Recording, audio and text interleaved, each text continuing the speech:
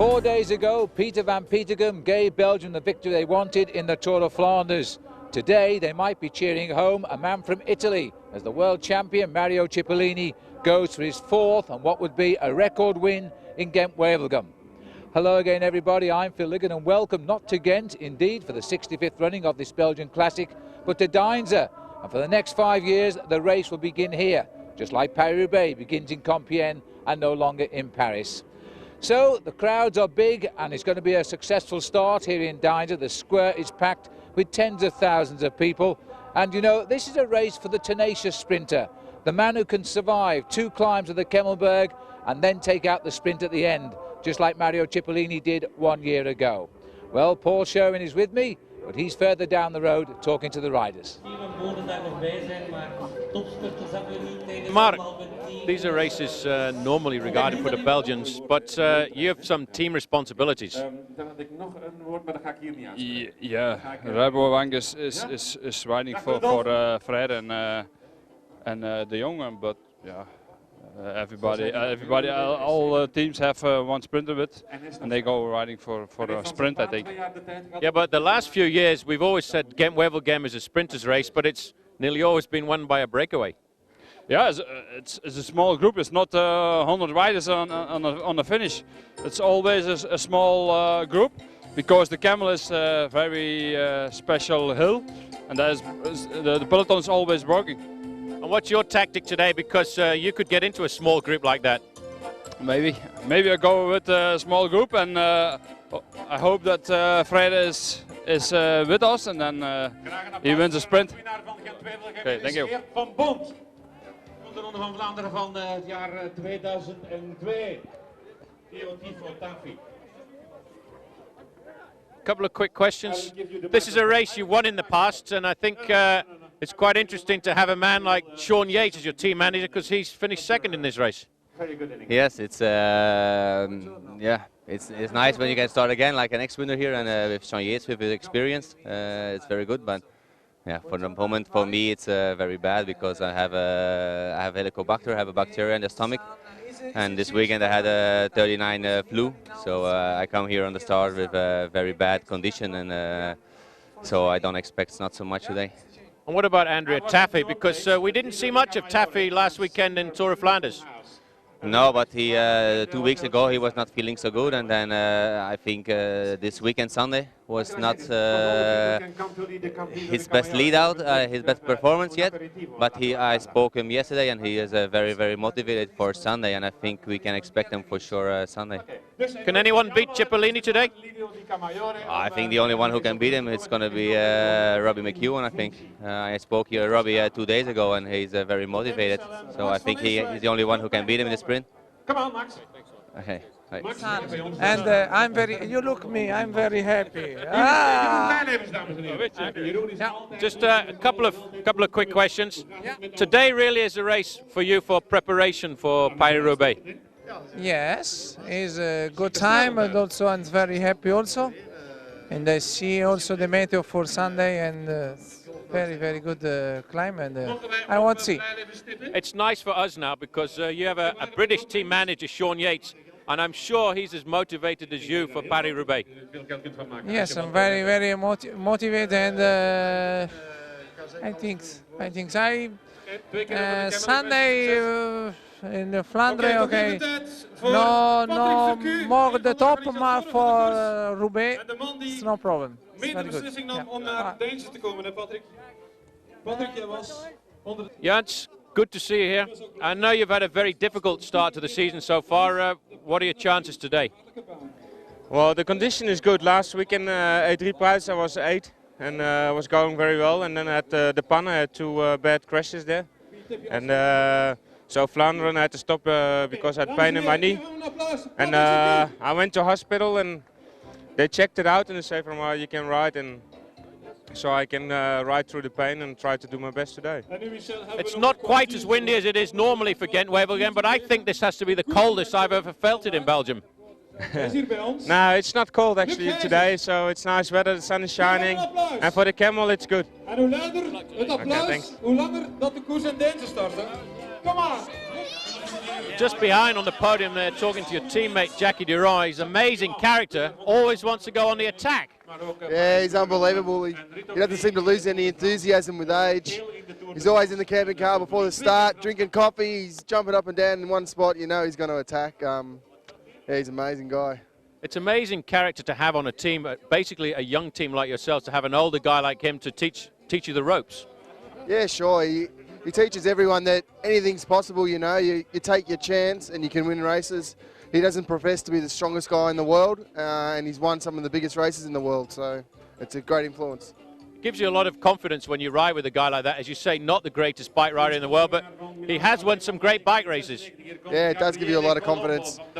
Just yesterday, a guy from our team, Carlos de Cruz, won the first stage of Circuit de la Sarthe in the same fashion, and he's been on the attack all year, thanks to guys like Jackie Durand, who showed him that's what you can do.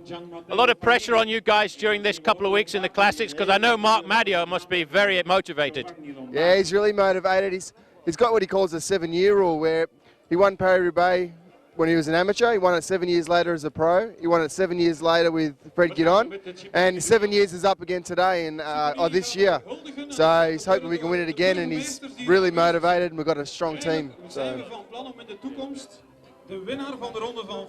Well, Brad, Tour of Flanders is a pretty tough race, but Ghent-Wevelgem is the kind of race when a man with your talents has got a chance of getting a good place. Yeah, I mean, I had a good ride Sunday, and I don't feel too tired after it. So I'm looking forward today. It's a good race, 2 climbs, so yeah, like you say, it's the kind of race if you're in the front and going well, you can get a good result. There are a couple of points in this race when you really have to pay attention and stay near the front, especially along the coast. Yeah, and just after the coast last year, it split up there with the crosswinds. But I think a lot of people's minds are on Sunday and Roubaix, and certainly after my ride in Flanders, I'm quite looking forward to Roubaix now. So I don't know, maybe I'll save it a bit today. I've got a bit of tendonitis, so we'll see how we go. I wonder if it's worth anybody actually starting today, because reading the newspapers this morning, Cipollini said he's the best professional in the world and he's going to win. Yeah, Chippo, you know, he'll always say things for the press and a bit of attention, but he didn't look too good last Sunday. I saw him there after about 200k and he was losing his legs a bit, so that's Chippo. He's a special guy. Just listening to Mario Cipollini, he believes that the Camel should stay in the race, and reading in the newspapers today, you've put behind your accident on the Camel from last year. Yeah, but I always say that in the pan it's a danger of the Camel. When it's raining, it's very dangerous. Everybody is training for the big classics, and when you have a bad crash like I last year, you prefer not to climb. But Ghent-Wevelgem, it's too important for the race because it's maybe distance for the race.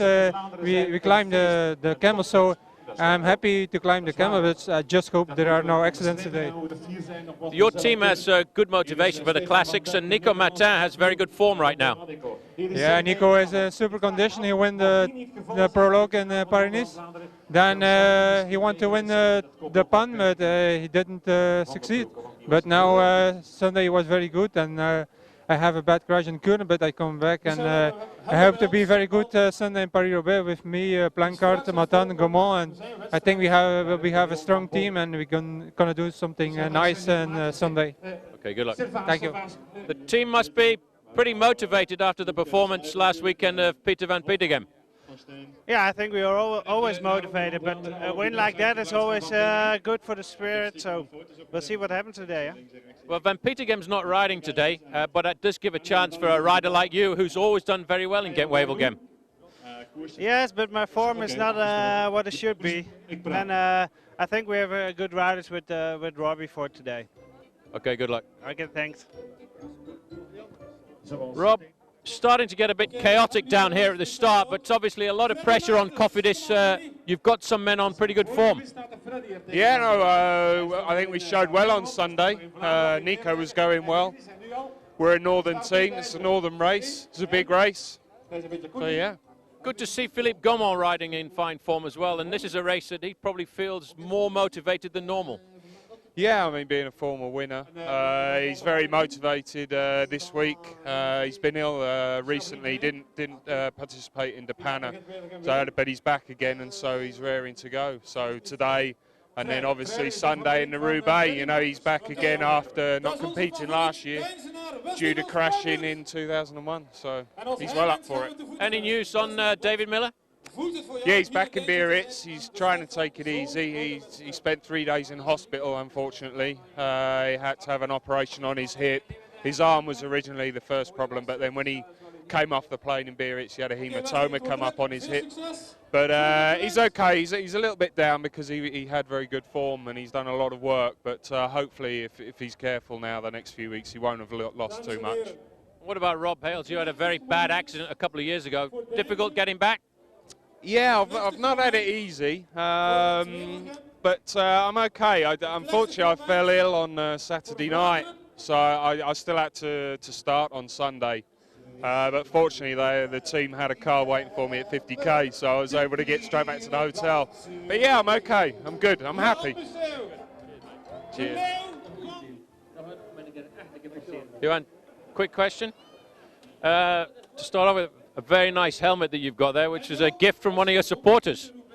A good friend of me. I gave it the day before the Tour de Flanders. It was a very nice surprise for me. They say you had a bit of a difficult time on Sunday in the Tour of Flanders. Are you thinking forward now to Paris-Roubaix? I don't have Sunday a difficult problem. The week before I was sick, so that was the awful thing. I was to come sick before the Tour of Flanders, the important week for me. So, but Sunday I wasn't bad, but I just feel it the last 20-50 kilometers. So I didn't done Milan-San Remo. So it was the first time I did 260 kilometers. When it comes to a race like Paris-Roubaix and Tour of Flanders, it's the knowledge and the motivation which is important. You work 6 months for that, so it's motivation, but not only motivation, experience also. Okay, Michel. Thank you. Tom, it's first time I've had a chance this year to see you in the new jersey, and a lot of responsibilities for you last Sunday. Yeah, but I think we had a lot of bad luck the weeks before Flanders with the entire team getting sick, and Sunday everybody still had a little bit problems breathing when it went really fast. So I hope to be good next Sunday. Everybody's obviously very motivated for Sunday. It's a race where your team has a big history. There's a new team, but the riders have a big history in it. But everybody's going to try to do good. I'm not for sure. I just hope everybody is on his good level, his normal level, and not sick. Good luck. Thanks. It's going to have to be a quick interview. The start's in 14 seconds, but how's the form? I'm not quite sure because I haven't raced since Wevelgem 2 weeks ago. I had a break after Wevelgem, and I've had about 5 or 6 training days before today. So it's a bit of a test. We'll see how it goes. Bit of pressure on you because Peter van Petegem not here. You're the #1 man. Yeah, I mean, I got to ride for someone. You like this race though? I've never done all that well in it, but if I win today, I'll love it.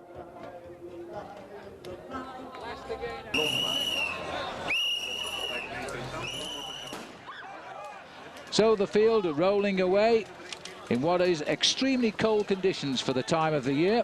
One of the coldest we can recall, in fact, for Ghent Wevelgem. And this the 65th running of the event. And talking of running, Paul Sherwin is now back alongside me in the commentary box. So, Paul, lovely blue skies, but very chilly. They'll be glad to warm up, I think. I think they almost certainly will. I think what everybody is worried about on the first circuit of Ghent Wevelgem, Phil, is going up to the coast where there's Robbie McEwen just taking off to the start. And early on, there was a very serious crash with 1 or 2 riders going down very heavily indeed. First reports were that one of the worst hit was Ludo Dirksen's, and of course the man who led the World Cup before the Tour of Flanders, Paolo Bettini. Well, these are sad scenes taken. They were yet to join the action, but it was a huge pile-up. Also delayed was Giampolo Mondini on the other side of the road here.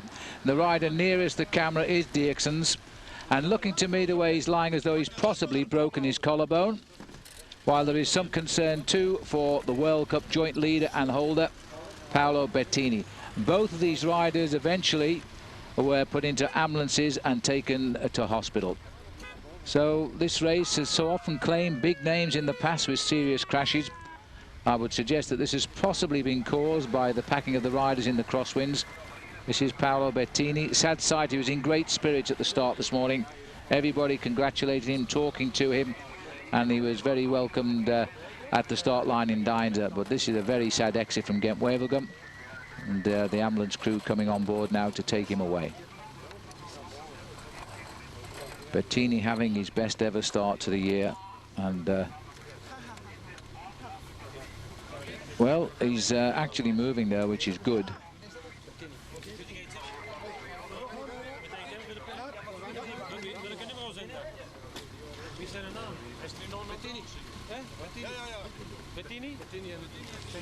So Paolo Bettini is in the best hands here, that's for sure. And this is poor old Ludo Dirksen's, and I would say that almost certainly is his left collarbone. Very unlucky, especially at this time of the year. But they have a chance to recover, of course, and come back for the big tours. Dirksen's the winner of the first race of the season, the Grand Prix du Vitour in France in February, very early February.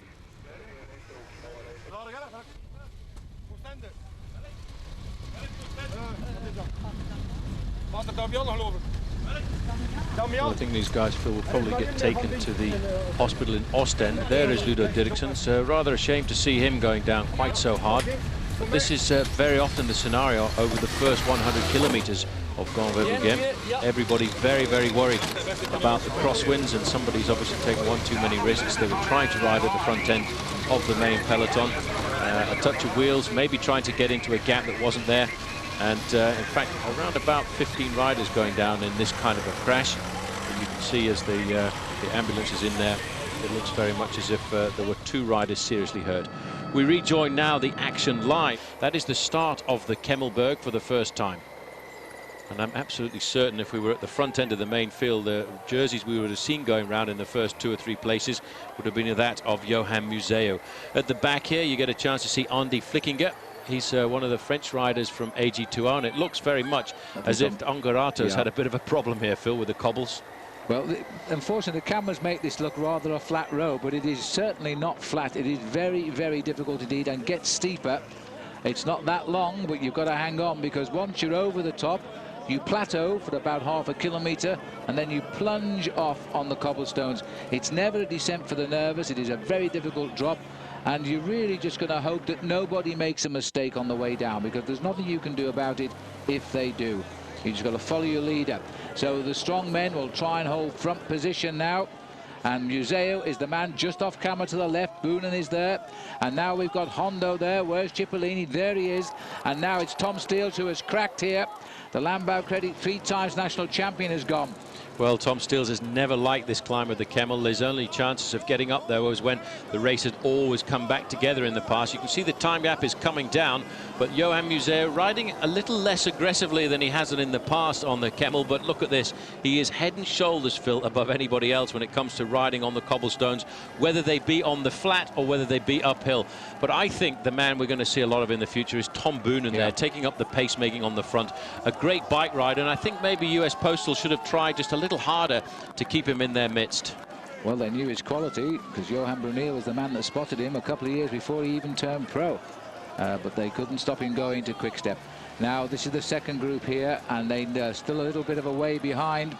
It's going to be a difficult chase, there's no doubt about that. Now Matti Pronk was up there for Ibernesto, or for the Bank Giro Lottery team, sorry. Now as they come up towards the summit here, the leaders will start the plunge down. And as I said before, we've seen Museo run this sort of a race before, start the first selection this time up. They've closed that gap, as you can see, to 37 seconds. So it's going to be a good pursuit now as we head round those small hills again and then come back over the Kemmelberg. Well, in fact, that ascent of the Kemmelberg has not done very much at all to sort out the numbers, and I think the reason for that is because Johan Museeuw himself has not come up and set the tempo. Van Heeswijk had a very good ascent there.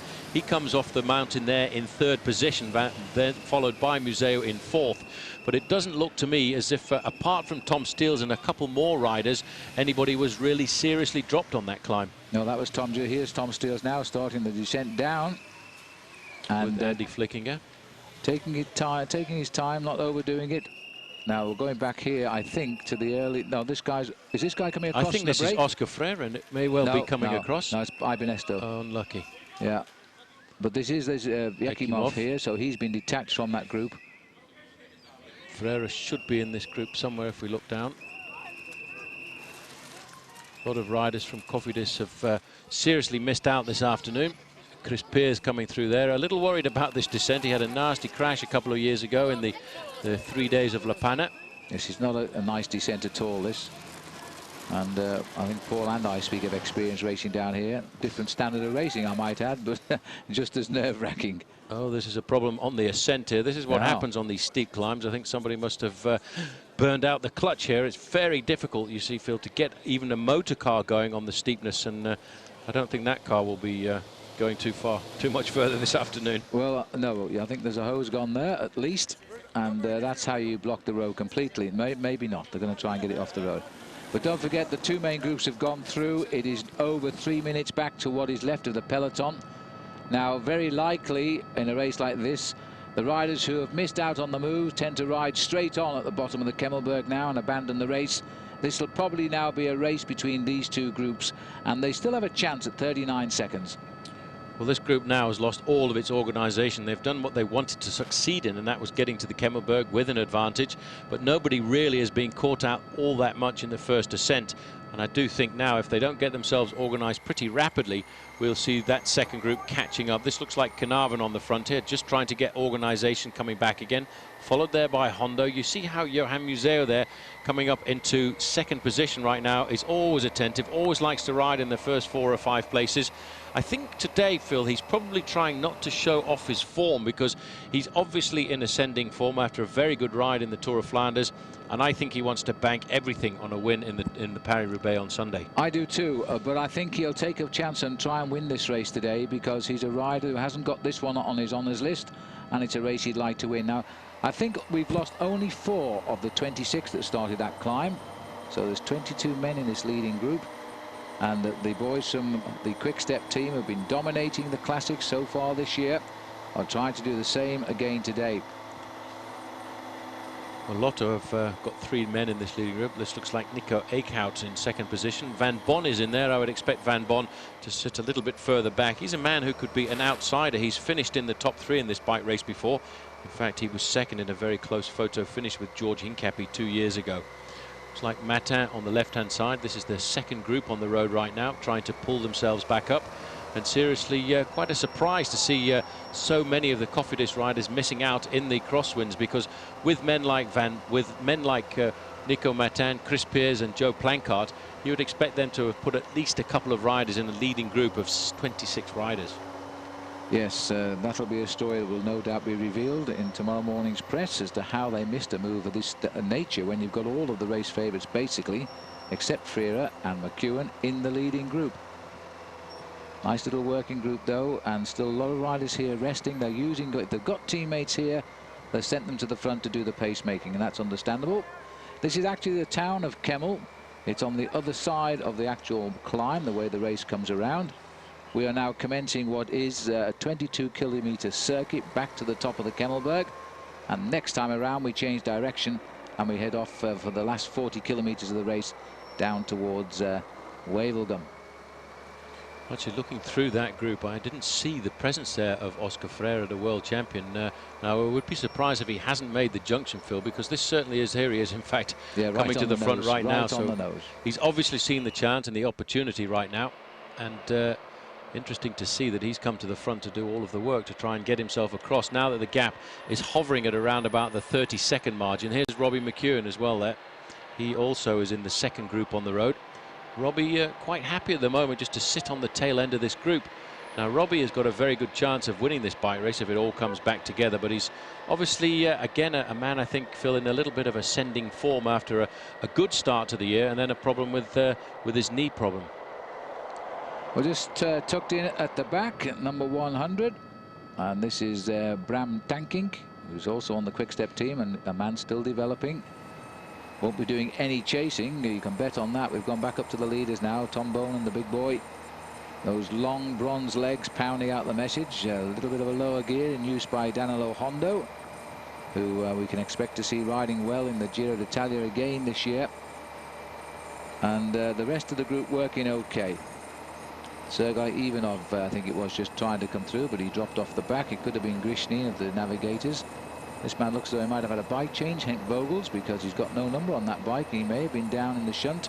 But Henk, you know, Paul, is nursing good form, and he's come over that climb. If he stays with the head of the race over the climb on the last lap, he is a real candidate to win this race in the sprint. Well, Henk's got a very good sprint, and he always, when he raced for the European teams, rode well in this week. The Tour of Flanders, Ghent, Wevelgem and Paris-Roubaix, and I think he's always nurtured a hope of getting himself a victory. Maybe a little bit motivated by the third place of Stuart O'Grady in the Tour of Flanders a couple of days ago, but there is the Lion King himself. He admittedly, after the race on Sunday, despite the fact that he cracked a little bit after his attack on the Ten Bosch climb, declared to all the newspapers the next day that he was still the Lion of Flanders. Yeah. You know, looking at Quick Step here, they're desperately trying to keep this race going, but the group is inching its way back. 34 seconds now. Frere could soon be in striking distance. Frere and McEwen getting across. They are the two sprinters most likely to succeed over Cipollini. So Cipollini would not want those two riders to come back. And they are still making steady progress towards the front runners, which is interesting to note. Well, here's Vogels again, and I would think he certainly did have a bicycle problem out on the course today.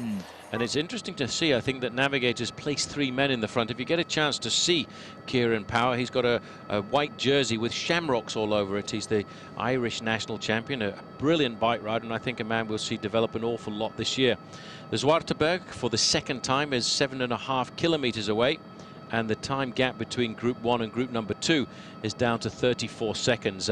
Interesting to note, and I have to take my hat off to the work being done on the front end of this group by the former world champion Oscar Freire. And Robbie McEwen, for the moment, Phil, just seems happy to leave the advantage to his men in the breakaway. He's got 3 men in the breakaway, Van Bon, Vierhouten and Nico Eekhout. Yes, well, I have to say this is a typical tactic by Robbie. He won't overdo it. If he thinks he's lost the race, he won't work hard. He'll save himself to win another day. He's watching to see how this develops on the chase back. 34 seconds it is. And there are 23 riders in the lead group, so we did eject 3 riders on the way over the top. Well, Tom Steels have been picked up by this group, so you can see just how close the race is starting to become. Steels in the leading group of 26 before the first ascent of the Kemmelberg, and now being pulled back. There's Nico Martin, who had excellent form at the weekend, and he would be looking to repeat his success in this race a couple of years ago, where I think he took a 2nd place behind Frank van den Broeke. Well, Pearce was, he said he was the strongest man in the Tour de Flanders. He finished 5th, but he certainly did a lot of the shaping of the race with his moves. There's Tom Steels now back in group number 2 after the first climb of the Kemmelberg. Now he's going to try and catch the train that might take him back up to group number 1. Only to be dropped again, probably on the last climb of the Kemmelberg. The telecom rider in this group is David Kopper as well, who was in that leading group. So he too was left behind, as was Steels on the first ascent of the Kemmelberg. But it really wasn't that an aggressive ascent of the Kemmelberg, and most of that is because Johan Museeuw didn't take up the pacemaking, which we know he's capable of. We're looking still at the 2nd group on the road here right now. I think the leading group are going to try and survive once more to try and stay off the front till they get to the Kemmelberg, and then we will probably see an attack come from Museeuw, who I think is in absolutely superb form. And the funny thing is, Peter van Petergem said in the newspapers on Monday morning after the Tour of Flanders, Museeuw was a pretty strong man for a bloke who's sick. Indeed, but then it told in the end, I think. And by the way, Van Petergem not among the starters today. He decided he wasn't going to ride. He wasn't even on the list to start. He's saving himself for an assault now on the Paris-Roubaix, which is the next round of the World Cup, because he's now the leader, although he's on the same points as Paolo Bettini. But Bettini out of this race and injured, and we don't know the extent of his injuries. so he could well be in jeopardy of not riding Paris-Roubaix on Sunday. There's Robbie McEwen at the back there, number 31, the new strip of Domo Lotto. And Robbie quite happy to sit at the back and allow everybody else to do the pacemaking. He's gambling right now that if the race does come back together, he will want to be rested to take on the likes of Mario Cipollini. Let's not forget, he took that scalp of Mario Cipollini last year on a couple of occasions in the Giro d'Italia before pulling out to concentrate on the Tour de France. And what a good decision that was for him, getting the green jersey, becoming the first Australian ever to win that competition at the Tour. A little bit of a steady road here through the boulevard of trees. Just over the top of that hill is the leader, the leading group. Steele's just riding at the back now, taking no part in the chase. He's been up the front, he knows what's happening, and he knows what happened to him on the climb of the Kemmel, and we've got one more climb to come. They're locked in, and in fact they've started to nose away again now, another 4 seconds forward. Well, after that first ascent of the Kemmel, there was a bit of disorganisation at the front end of the front group on the road. But I think once they saw they still had an advantage, they got themselves organised again. Most of the organisation was encouraged by the quick-step team of Johan Museeuw. And we talk about Johan Museeuw, but with 5 riders in that leading group of 26, they've got a very good chance of causing a split towards the end. And let's not discount Tom Boonen, who is a man who's got an unbelievable amount of talent. And I saw him sprinting very well on the first stage of Paris-Nice. And maybe if it all came back together, he'd cause a surprise by taking out Mario Cipollini. Yes, and talking of Tom Boonen, he's in the action again here now, keeping this race going forward.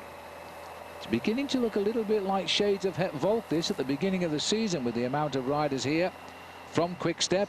If they get a breakaway going as a group, then the rest of the race will be saying that's curtains. And it's becoming a Quick Step de Vitamon team time trial. So quite clearly now, Museeuw has probably said to them, don't allow that group at the back on. They'll be planning a huge assault second time up the climb. Interesting to read a big long article in the Belgian newspapers just the other day by Patrick Lefevre explaining why he didn't keep Freddie Rodriguez in the team. And one of the reasons was he reckoned that Freddie Rodriguez wanted too much money. I think sometimes riders need to think about the fact that you're better off taking a slight pay cut to stay in contact with a team which is so good and so dominant. You look at these guys right now, there are 5 riders from the same team who've made this leading group, which is now down to 23 riders. And being in a strong block team like this in the Classics, I think is a very important asset. Big share of the Euros at the end if they place all of these riders in the cash prizes, as they are at the present, with 23 riders up the road. Very, very nice team time trial. It's 21,000 euros or dollars. It's virtually the same for the first prize today. So the little group here continues on, getting more and more compact, because now it's suddenly become a very organized group. Quick Step taking over at the front, and look how it's open now. Almost a minute it's now been pulled out to.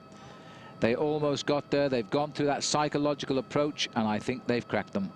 Well, the important thing I think here to notice is the fact it's the blue jerseys on the front.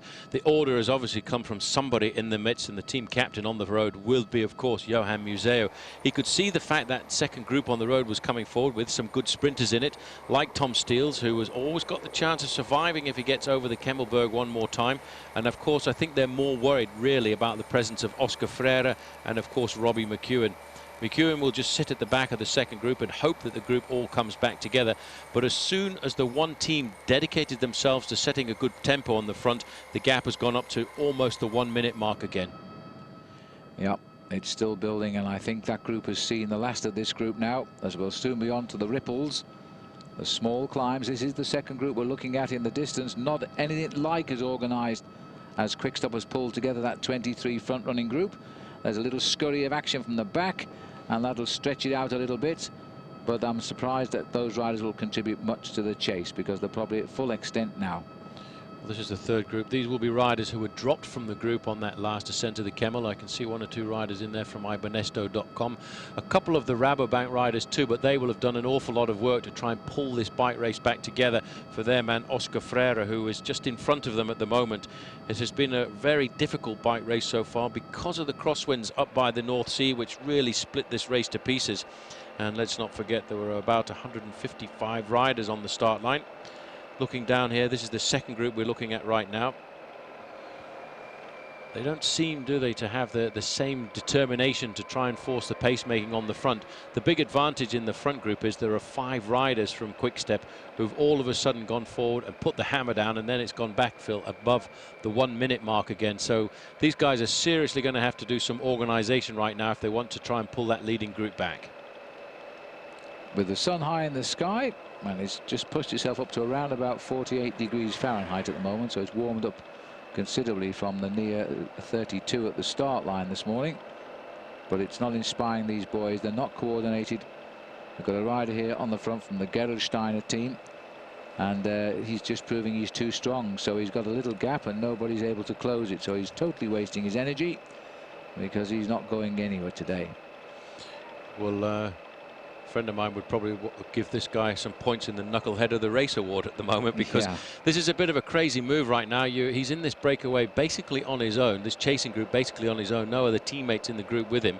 He really needs to wait for the group to come up from behind, because there are about 5 riders in that group from Rabobank, and they have got a serious reason to try and catch back to the front group on the main road, because Oscar Freire is in the group we're looking at right now.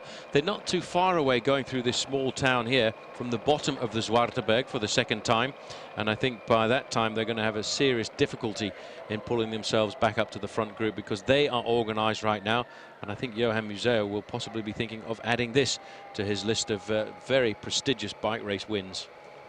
Well, it's over the minute, 62 seconds, no coordination.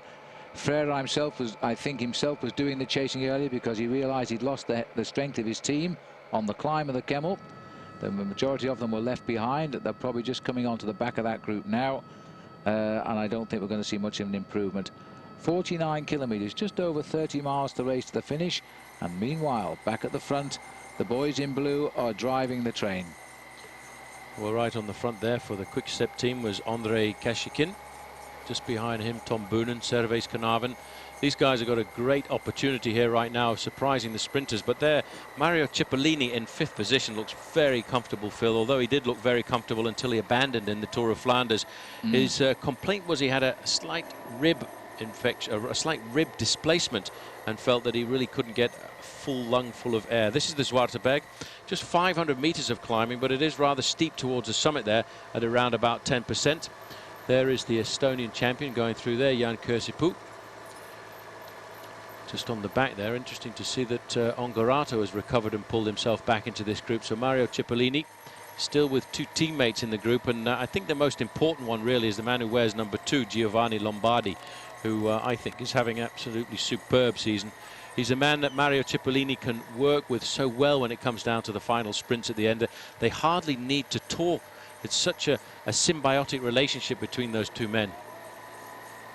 Well, they're getting the pound of flesh out of the domestiques today. Interesting, it might be just a coincidence, but it looks as though Hondo always riding at or near the side of the other man in white, Mario Cipollini.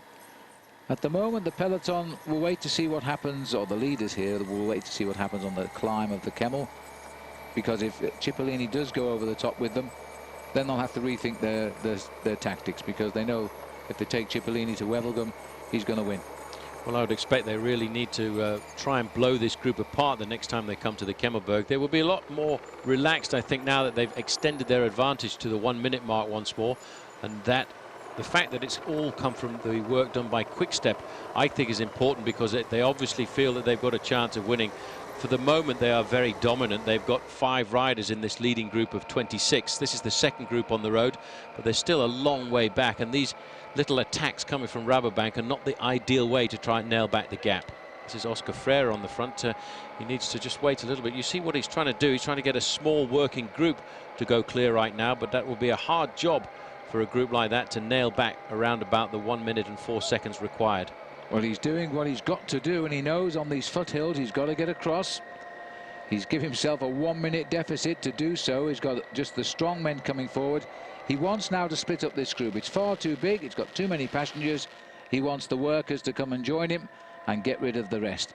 And it's not going to be too easy, but he's trying desperately now to split that break. A great bike rider, though, you have to admit, Oscar Freire, 2 times champion of the world. And I think the race referee coming up alongside here, I'm not sure what the problem is, having a quick word with the man sitting on the back here for Domina Vacanzi, Ongarato. and I'm not sure what all that was about. Mario Cipollini dropping to the back as well. Probably asking him where his number is, Paul, because he's not wearing one. Well, he's got 2 jerseys on because of the cold start here. He was wearing his jersey over the top, and I'm pretty sure the race referee should be able to read it off his bike frame. Rodeberg for the second time, an average of 6%, 12% as you get closer to the summit.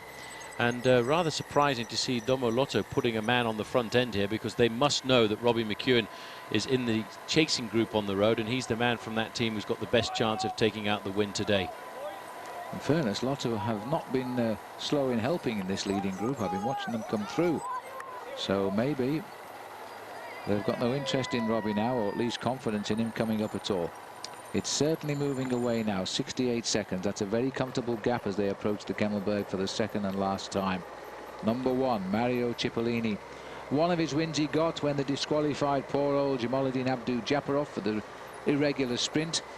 We reported that race at the time, and I think the majority of the press felt it was an injustice, not to say the least that Mario Cipollini didn't agree, and they put Abdu-Japarov at the back of the race, and they promoted Cipollini to first place.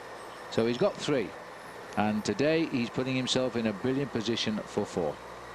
Well, he certainly has. He said he was going to win this bike race, but right now he's got one obstacle just in front of him. If you look over to the right-hand side, that obstacle is going to be the big ascent of the Kemmelberg. This is the second group on the road. A little bit of panic in this group at the moment. There's Robbie McEwen just slipping backwards, and there's an acceleration going off the front here right now, and I wouldn't be surprised to see it coming as another move from Oscar Freire. Well, Lorenzo Bernucci was the rider just trying to get onto the tail of that attack, went past Robbie. This is a desperation now. They've got to get themselves into a new working group and get rid of the passengers. And the strong men are trying to establish a lead here. Also got Nico Matan in this group, the Cofidis rider. Ferrer's getting really agitated and wants more action, because he knows now he's got the weaker riders on the back burner. Can he accelerate with some strong men? Then there might be a chance, especially we could be treated to a marvellous pursuit once over the top by a select group of strong men left behind so far. Psychologically, that's very difficult when you're a man like Oscar Freire in a group with about 25 other bike riders. You really want to get across, but it feels as if you've got a limpet on your back wheel just dragging you back all the time, and it's the guys who are sitting in the slipstream who are just happy to be in the second group on the road and not too worried about making the junction with the front. This is the front of the bike race we're looking at right now. They've just gone through Loker. They'll head down to Ranauter, and then they will start the climb of Monteberg for the last time. And I have a feeling we will see a serious attack come from Quick-Step, because they were very dominant in setting up the pacemaking on the front end of this group when they saw the gap come down to 30 seconds around about 10 kilometers ago. You see there in about third position, 101, is Jan Kursipu. He's moved forward. I bet his fingers will be itching right now as well, because he will be thinking this is a great chance for him. He's a very special bike rider who seems to be so dominant in the early part of every season. And in the past few attempts he's had here at Wevelgem, he's always come up against a stumbling block of the big climb of the Kemmelberg. But in a group like this, he has got a chance of surviving today. Kretskins sitting at the back here, have a little bit of a lunch break before he knows he's going to have to get to the front and start the work again. There's Ongarato. He's not too conspicuous in that jersey, so the judges don't need to worry about him not wearing a number. Well, he blends in, doesn't he, at the back of the group. But Giovanni Lombardi coming back for a quick word as well. He's a man who will be looking after Mario Cipollini in the latter part of this race, I would have to say. Kretschins, I think, has done an awful lot of work. We're now looking at 1.1 kilometers to the start of the Monteberg. This is a very good working group which has formed, and this is a typical Ghent-Wevelgem from 10-15 years ago, when we saw the race splitting up completely as they came away from the big circuit that went up to Ostend and went along the coast. And obviously, because of the huge winds that are coming in off the North Sea, this race has seriously split together. It looks like Flickinger had managed to get himself from the second group and try to ride away again. He was a man who was in the leading group of 26 riders at the start of the day. He was dropped with Tom Steels just a few moments ago, and I'm actually rather surprised to see this move by Andy Flickinger coming off the front of the second group on the road. I think at the end of the day we only lost a couple of the riders. I think Yekimov went and we lost Tom Steels, but a little bunch of 23 here, and Kopp I also think went from Telecom, I think his team is. 63 seconds. It's been a hard defiance by those boys behind. They haven't gone completely yet. We're going to know all of the answers in a few kilometers once we get onto the Kemmelberg. This is the group, still driving on, still got the gap, and just over 25 miles from the finish. This is the bridging race, don't forget, between the Tour of Flanders and the Great Paris-Roubaix. And this is the race that some riders come in to train and leave early on, and you never quite can work out who's come here to win and who's come here to go home early. It's a very difficult race to judge. Well, that's pretty impressive to see Andy Flickinger in this group, because he was in fact left behind on the Kemmelberg, but must have managed to reintegrate the leading group on the road. This is Matty Heyman right now. Max van Heesewijk on the far side. There's a dark horse for a win, because Max is the kind of rider who has got an unbelievable turn of speed at the end of a bike race. He's never been a great bunch sprinter, but if he's presented with a chance of getting a win from a small group of 15, I would say don't discount him, because I regard him as a man with an awful lot of talent. But right now he's one lone US postal rider up against 5 very serious contenders from Quick Step. Well, he's been in that position in Het Volk this year, and they really worked him over, but he did get second, which was a very creditable result after they broke away. 7 riders away and 4 of them Quick Step in the Het Volk race, and Max was able to take second. That was a very good result. I feel he's nursing some great form at this early spring, and well, he's proved it already by being in a move today like this. Sitting at the back here is Belosjevic, left of our picture. He's had a wonderful 3 days at the Panna, because he won it, taking it out in the last time trial. It's a bit of a surprise, I have to say. I don't think anybody wanted to put his name down as a favourite, because it was so close. It could have gone almost any which way you wanted to permeate that kind of result. But good for the new team. An excellent new team on the block this year, looked after by Jos Brageveld and André Schmiel. And so for them to get a win like that under their belts so early on in the season almost guarantees success later on. Good to see this young man coming forward again, André Kashikin. He's obviously had the nod from Johan Museo, and it'd be interesting, I think, Phil, to see just how Johan Museo tests out the legs on this next ascent of the Kemmelberg, which is going to come in about 3 kilometers time once they've just gone over the summit of the Monteberg climb here. I have to say, it's not taken them long at all to nip around this 22-kilometer circuit. It's a far from flat circuit. Our cameras sometimes belie the rises that they've come over, but they've kept the pressure really on here. That chase behind has kept them on the rivet as it was. A minute 10, they've broken their spirit now. They're slowly slipping away, and that once over the top of the Kemmelberg, then they'll start thinking about how they're going to win the race. But until they're over the Kemmelberg, they won't be too worried about their plans. Moving up into a good position there. I just caught the sight of Danilo Hondo in second place, Matty Heyman. He's probably wondering what is he doing here right now, because all of his teammates, Oscar Freire, his team leader, are in the second group on the road. When you're a rider like Matty Heyman, who normally would have been expected to work for the team today, you get into a position like this, it gives you a free card to play your own hand. Here's the second group on the road, the group with Oscar Freire, Robbie McEwen, and a whole host of other favourites. And they're losing time pretty consistently right now, Phil, because they're stretched it out to 1 minute and 15 seconds. And that is the biggest gap we've had, and since we actually came round here to the Monteberg last time. Just 41 kilometres to go. Danilo Hondo, just the sort of sprint he could take out if he can get over the second climb of the Kemmelberg, and that would be an extremely good result for him as they continue now to just work steadily towards the last climb of the Kemmelberg. Thousands of people up there. I think that they will certainly feel that the new start in Dindra has been a great success.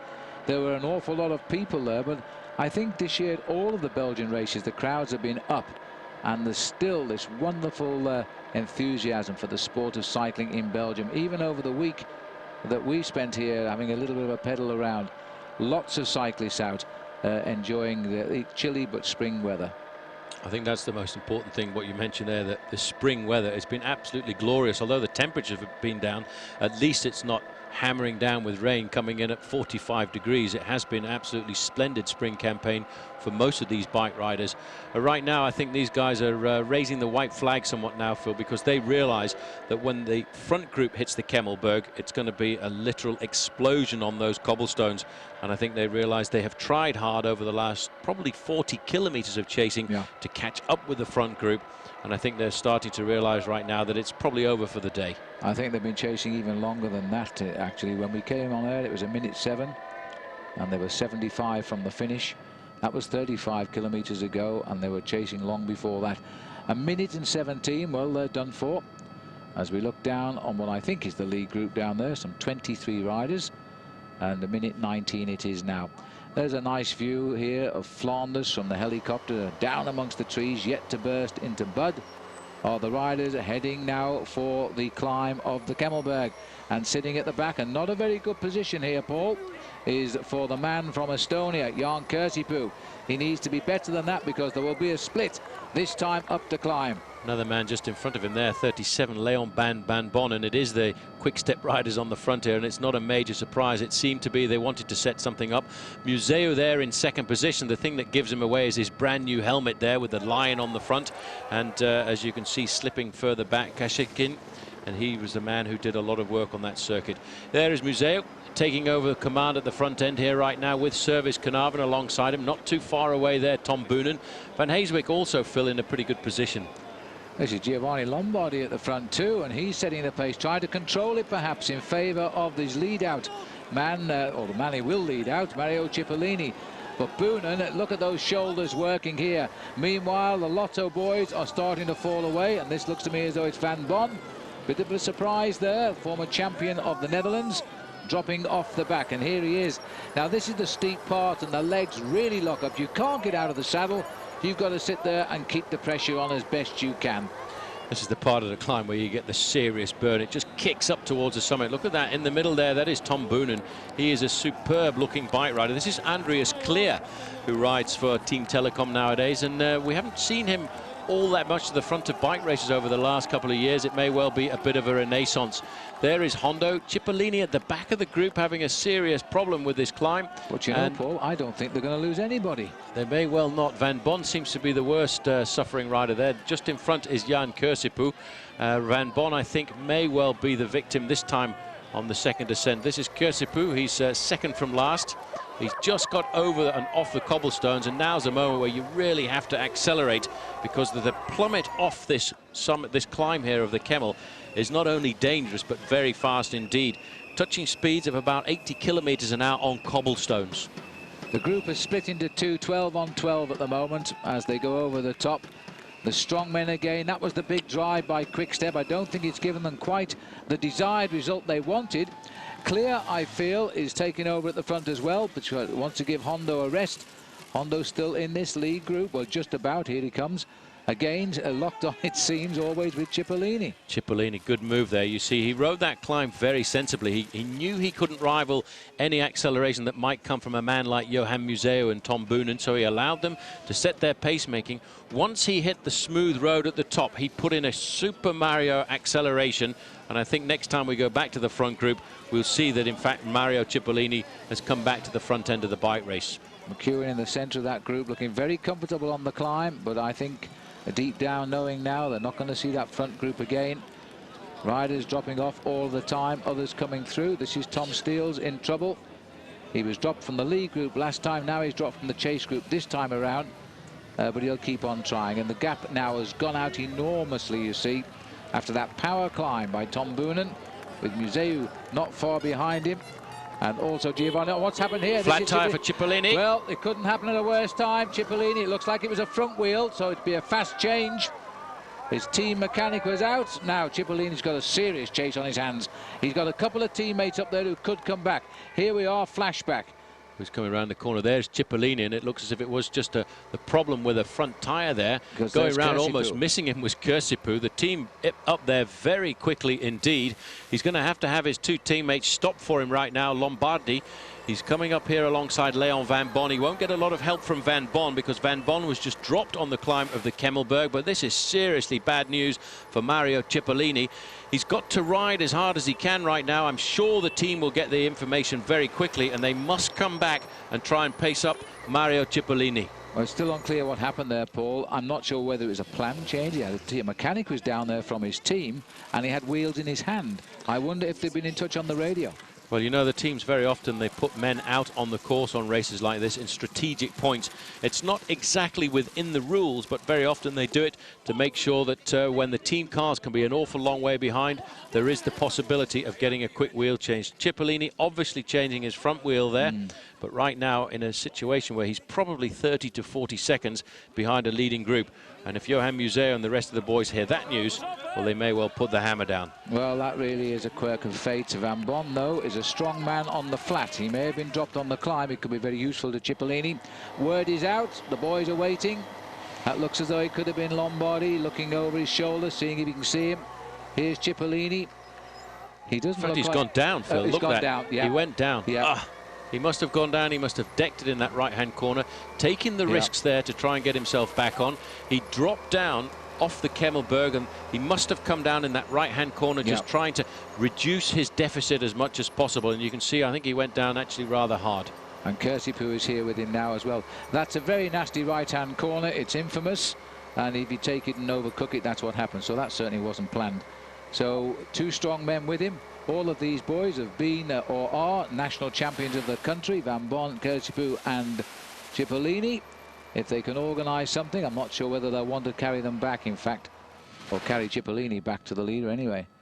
Well, Cipollini will, I can see that the teammates of Cipollini in that front group, Ongarato, just sitting there, waiting, I think, to find out just exactly what the situation was with Mario Cipollini. A little bit further back, looking down the road here, we're looking at Roger Hammond on the back of this group. And this is the second group out on the road. They're going also through the town of Kemmel right now. I'll tell you what, this has swung right in the way of Quick Step now, because they've got Lombardi sitting at the back waiting to hopefully for the sight of his team leader. I have to say, for Roger Hammond, who is also a pretty good sprinter in a group like this, is now setting himself up for a great finish for the British. And number 66 here, well, that'll be Matty Heyman, the Aussie. Had a couple of wins last year. Servais Canavan going through. This is Henk Vogels. And Vogels now is a serious winner here. He's a great sprinter in this sort of a group.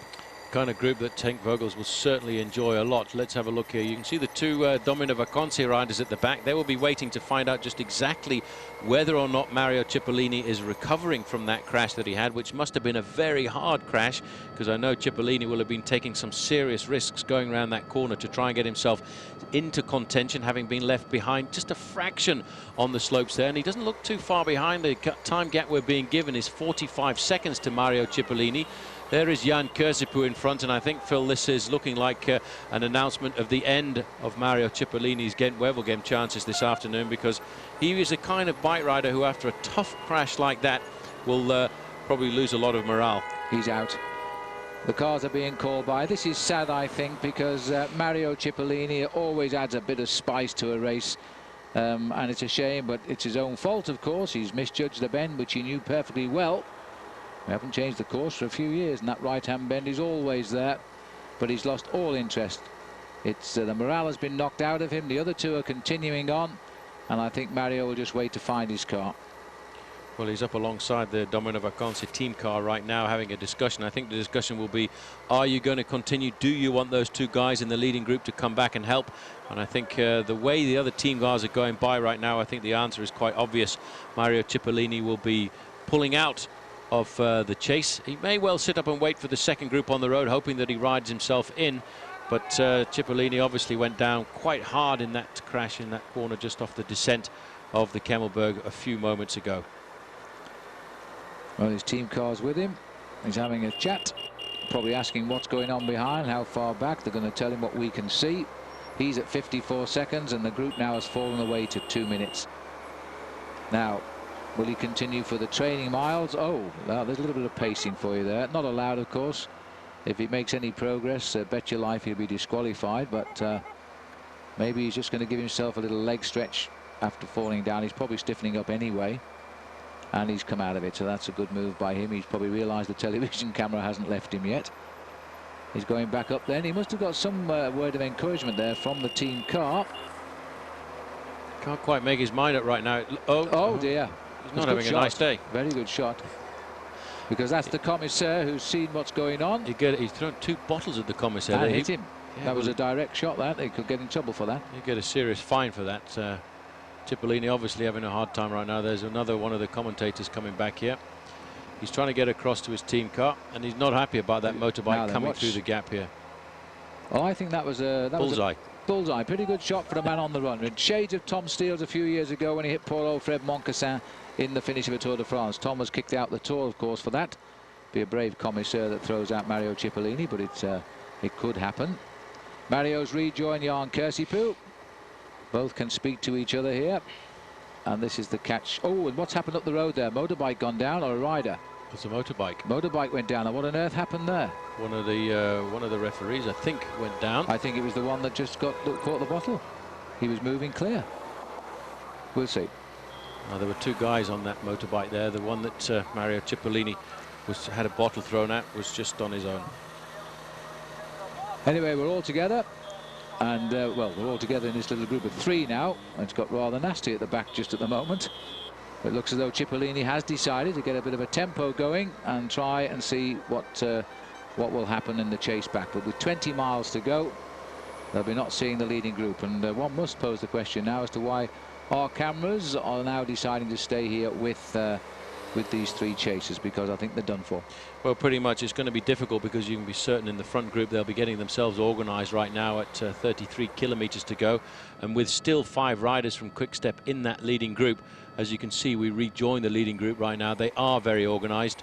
They will try and get themselves in an organisation to get themselves to the finish right now. Henk Vogels, as you said, Phil, looking very confident right now, happy to be in a group like this. But I think the danger is certainly going to come from Quick Step. Look at that. Most of the Quick Step riders, apart from Kasheshkin, I think, will be in this group right now. Clear is up there for Telecom in the pink jersey on the far side. And I think Daniel Ohondo is probably managing to make the junction as well. Oh, one has to be very, very impressed with young Roger Hammond today. The British rider, he's just on 30 years of age, but he has ridden exceedingly well to get into this great race. He finished 48th in Flanders. His best ever finish in that event is 45th. He was, of course, began life as the junior world cyclocross champion for Great Britain, and now loves the racing in Belgium. Always been loyal to the Koolstrop-Palmans team, and last year got 4 victories. But I tell you, if he wins, he'll be the first British winner since Barry Hoban back in 1974. And Hoban on that occasion outsprinted none other than Eddie Merckx. Well, Kirsipuu here obviously not wanting to give up, but he's still a minute behind a leading group, and I would think he would have a hard time pulling it back. Let's have a look at this little problem here with Mario Cipollini a few moments ago. There's one bike rider there, and Cipollini getting a full score. And it looks like the camera motorbike in front there accelerating away, trying to get the shot, I would think, maybe of Mario Cipollini. And it looks as if he must have run his bike into the edge of the road there, because that was a very difficult fall, and absolutely nothing to do with anybody except the pilot of the bike. So that just goes to show it is a dangerous sport for everybody involved, whether it be on the bike, on the motorbike, or even in the race following cars as well. Cipollini taking extra bottles on board just in case he's got a few more problems. Well, maybe they're saying, well, we can't stay here, we need to get back up to the boys in the front, and here's your... Now they're stopping cars here, Paul. Well, the gap is down to 57 seconds. I think there may well be a second group involved in there, because the group we looked at before was the group of Johan Museo, Tom Boonen and the rest, and they must obviously have split the group because of the crash of Mario Cipollini, who was at the moment of impact just about to make the junction. Yeah, I think there were only 12 names given us earlier on the front group, which included Henk Vogels plus all of the Quick Step boys. So you're right, it may have been a split, and they might be coming up behind what would be Group 3, and it's but they're saying Groups 2 and 3 on the screen, which is a little bit confusing, because I think Group 3 is probably the group containing Oscar Freire. Yeah, I have a feeling the group 3 is probably the group containing Mario Cipollini. This is the front group right now. You see there the Domino Vacanze rider there. That looks like Ongarato on the far side. He doesn't want to do any work at all. He's trying to slow down the progress of this group, hoping that there's a possibility of Mario Cipollini coming back. In fact, there's a communication going on there. You can see the team manager will be saying, well, Cipollini's not that far behind right now. And I think we're looking here, Phil, at group number 2 on the road. Yeah, well, there are 10 riders in the group that we've just seen with up at the front. This is the rest of the split, less 3, so this should also be 10 riders. And as always, it's a desperate race when you come over the top of the Kemmelberg. Last year, Cipollini in a much sharper situation of being in a small front-running group, which contained the two Americans, Hincapie and Rodriguez. Now this is the lead group, because there's Lombardy there. So these are the leading 10. Tom Bonen going through. Well, numerically, Quick-Step have got all the firepower up here.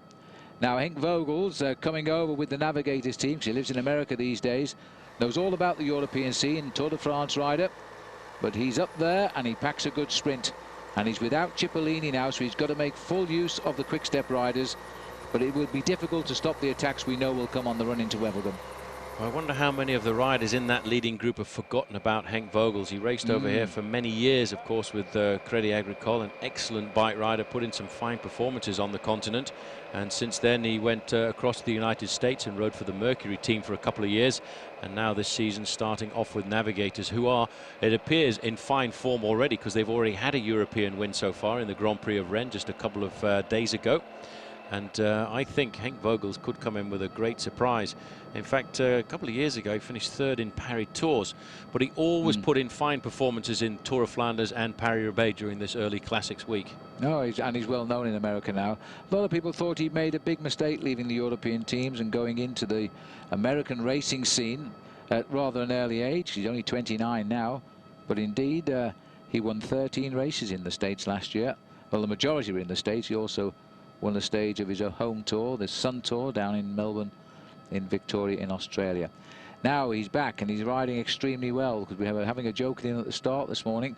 We're about to interview him and they started the race, so we had to let him go. So we couldn't show you him earlier on in the programme. But anyway, he's now showing us that he really has got some good form. Get a chance here just to get in and have a look at this group. There was Danilo Hondo. These guys are all really suffering right now. This, I think, is the second group on the road, Phil. Yeah. You can see there, Milosevic is in this group. Coming forward, the two Lotto riders. Yep. Van Bon is not in this group anymore because he's at the back with Mario Cipollini. Veerhouten is in here with Nico Eekhout. And in fact, Mario Cipollini's done a good move there. He's caught that second group. They've just come on to the tail, and he can have. That's probably what they were telling him. They probably told him, the management, look, just catch the group in front. You can have an easy ride home, because this group I don't think is going forward now to the leaders. Also up here is Kersipu. So they've all bridged the gap, but really this is Oleg Grishin is here. So the man that won the Grand Prix of Rennes isn't going to do it now in Ghent Wevelgem for the Navigators. So it's all over now to Henk Vogels. And the other rider who did so much work, Kretschkins, in the quick step, weakened on the climb of the Kemmel. He's also in this second group. In fact, the two riders there, that's also the Kashigan, I think it is, the other man on quick step. So they've just got their three strong men up front now. Well, I tell you what, you've got to take your hat off to Mario Cipollini. Mario Cipollini of 4 or 5 years ago would have been stopped at the side of the road already, and now as world champion and in excellent form here, has certainly not laid down arms at all. He will hope that there's a slowing down in that leading group at the front on the road at the moment, and he will then have a great chance of coming up with the win. And if he does, I think he'll put this down as one of his best ever Ghent Wevelgem victories. But it's great to see that he hasn't stopped. Yeah. Well, I think that's good too. The fact is that unless you get into a car, the shortest way back to Wevelgem right now is to follow the race arrows.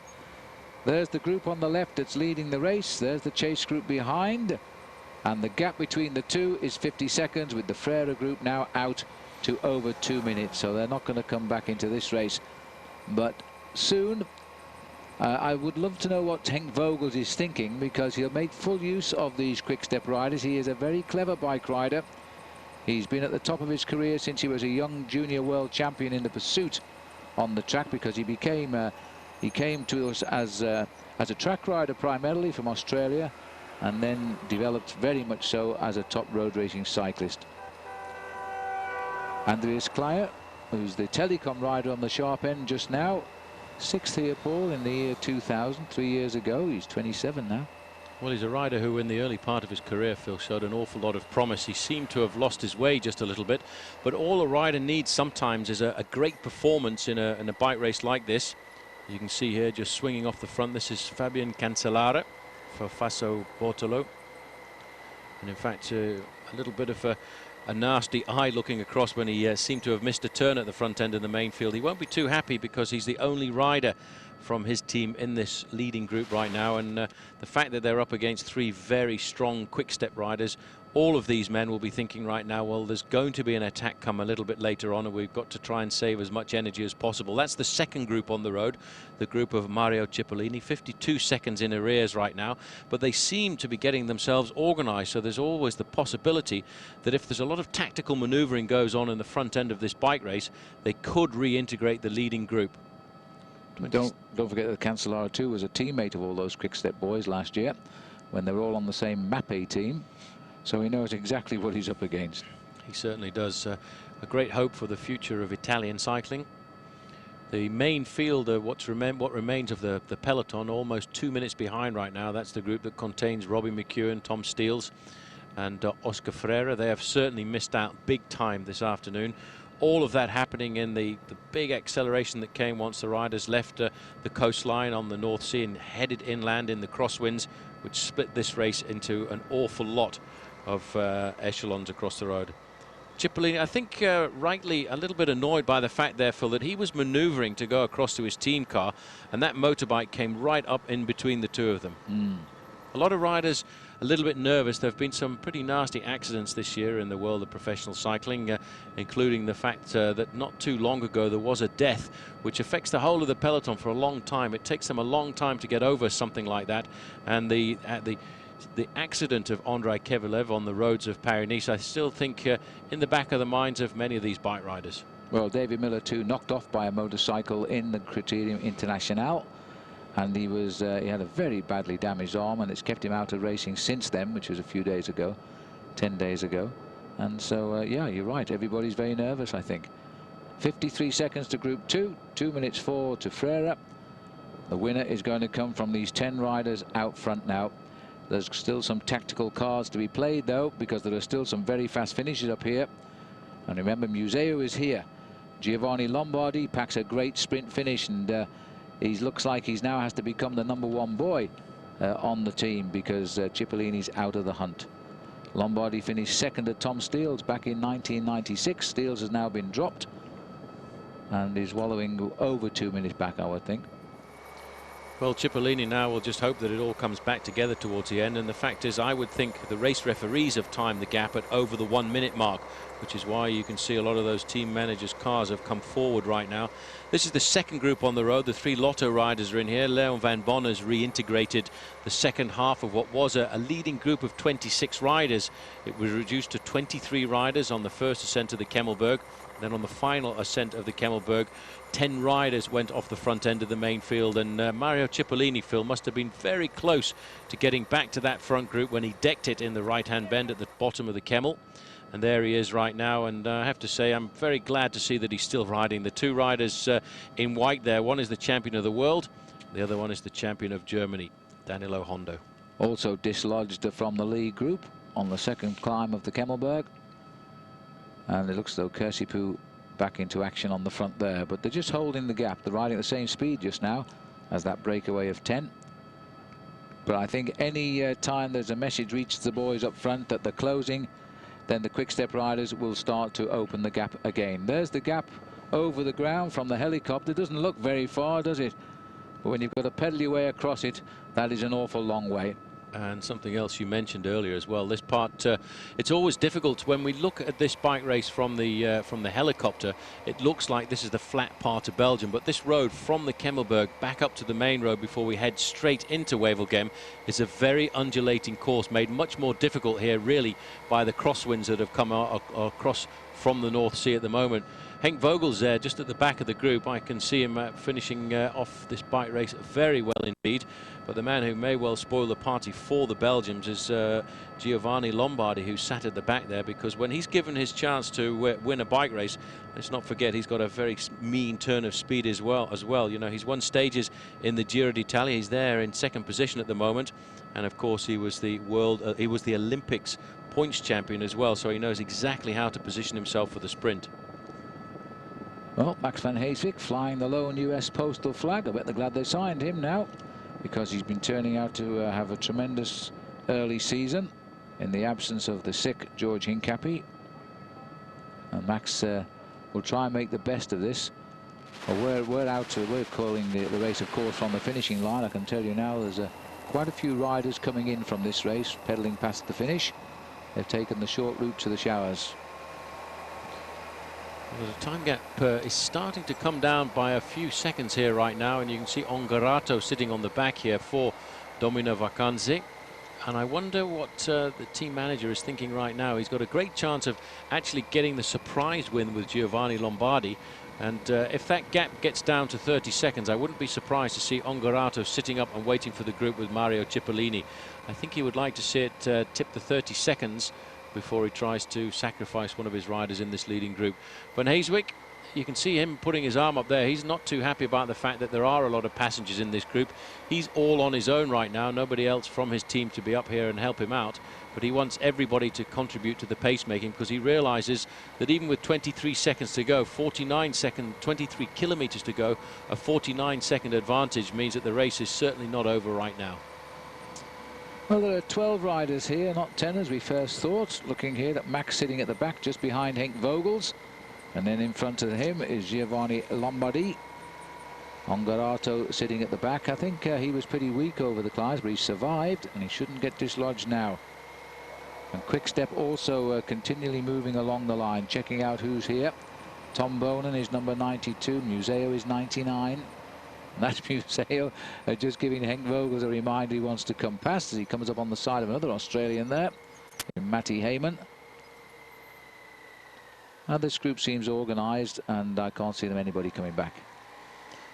Well, Vogels must be planning on what the strategy is going to be over the next couple of kilometres, because there's always the possibility, and almost I have to say for the certainty, that somebody from Quick-Step is going to try and split this group and get off the front.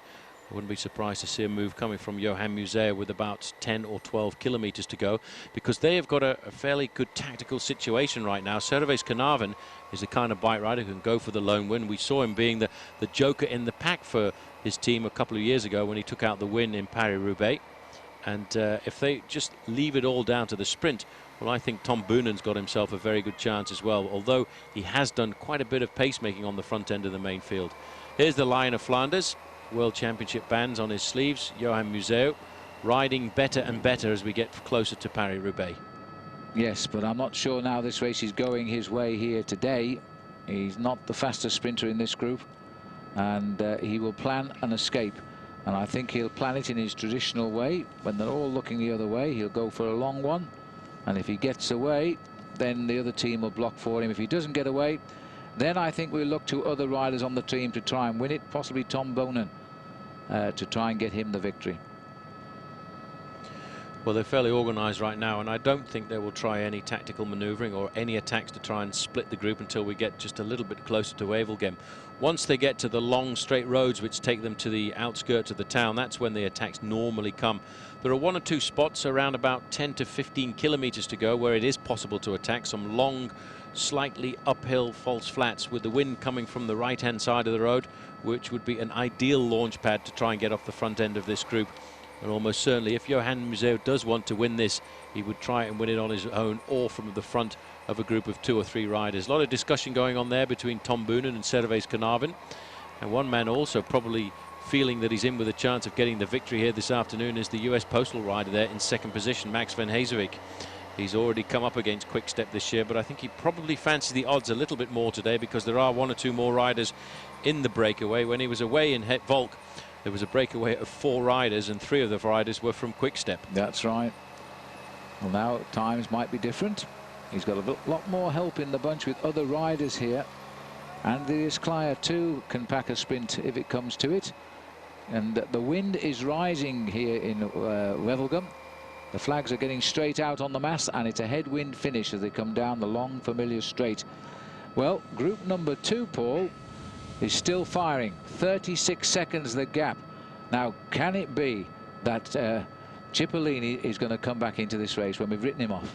Well, the thing about a world champion and a man with the pedigree of Mario Cipollini is you can never write him off. The fact is they've pulled all the team cars out once again. A lot of overtime being done by the race referees today to fill the gap in with service cars and then empty it out as quickly as possible. There is the leading group of riders, and coming back to 37 seconds, the team manager right now of Domino Vacanze must certainly be trying to figure out what the permutations are going to be, because there's the second group on the road. Cipollini riding at the back of the group, still trying to recover from that very difficult accident. But if it did all come back together, well, it's not going to be that easy to beat Mario Cipollini on a day like this, because he will have revenge on his lips, I would say.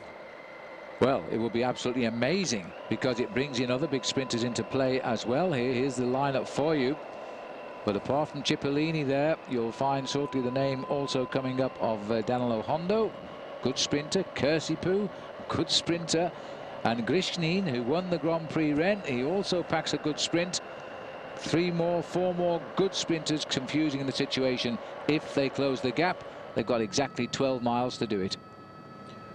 Well, a man who was dropped on the Kemmelberg, not worried at all about shirking the pacemaking on the front, Jan Kersipu. He's looking for what could be his best ever finish in Ghent Wevelgem. Danilo Hondo now will be feeling he's got a great chance of moving forward as well, because he's a brilliant sprinter, and many people think the new German to replace Eric Zabel, if and when he does ever retire, the #1 rider in the world.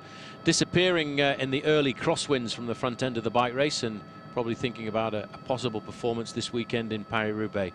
This is the second group on the road. Number 164 there, Christian. He is already a winner so far on the European circuit, and really following up on their early sortie last year, Phil, when they came across to Europe, getting themselves the win in the Grand Prix of Rennes as well. A good team, but despite the fact that they don't have the huge backing of some of the continental teams. Right, the two boys know what's happening here from the Vacanze team. Ongarato at the back on the right, and Lombardi. They're not going to do any work if they can avoid it just now, because they know they have a situation there where their team leader is still trying to get on terms. Servage Canavan trying to move them further up the line and make them do some work, but I don't think there'll be much response there. Ongarato's been collecting tickets here since before we got to the Kemmelberg.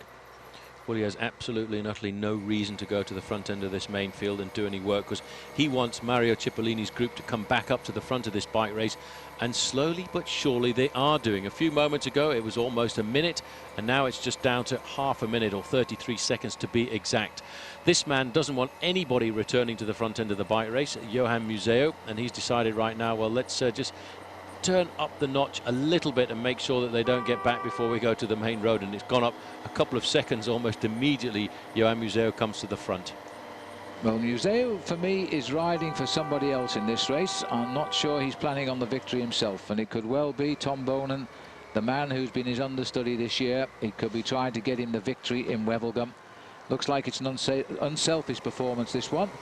And that little acceleration by the great man has pegged the Czech group to 34 seconds.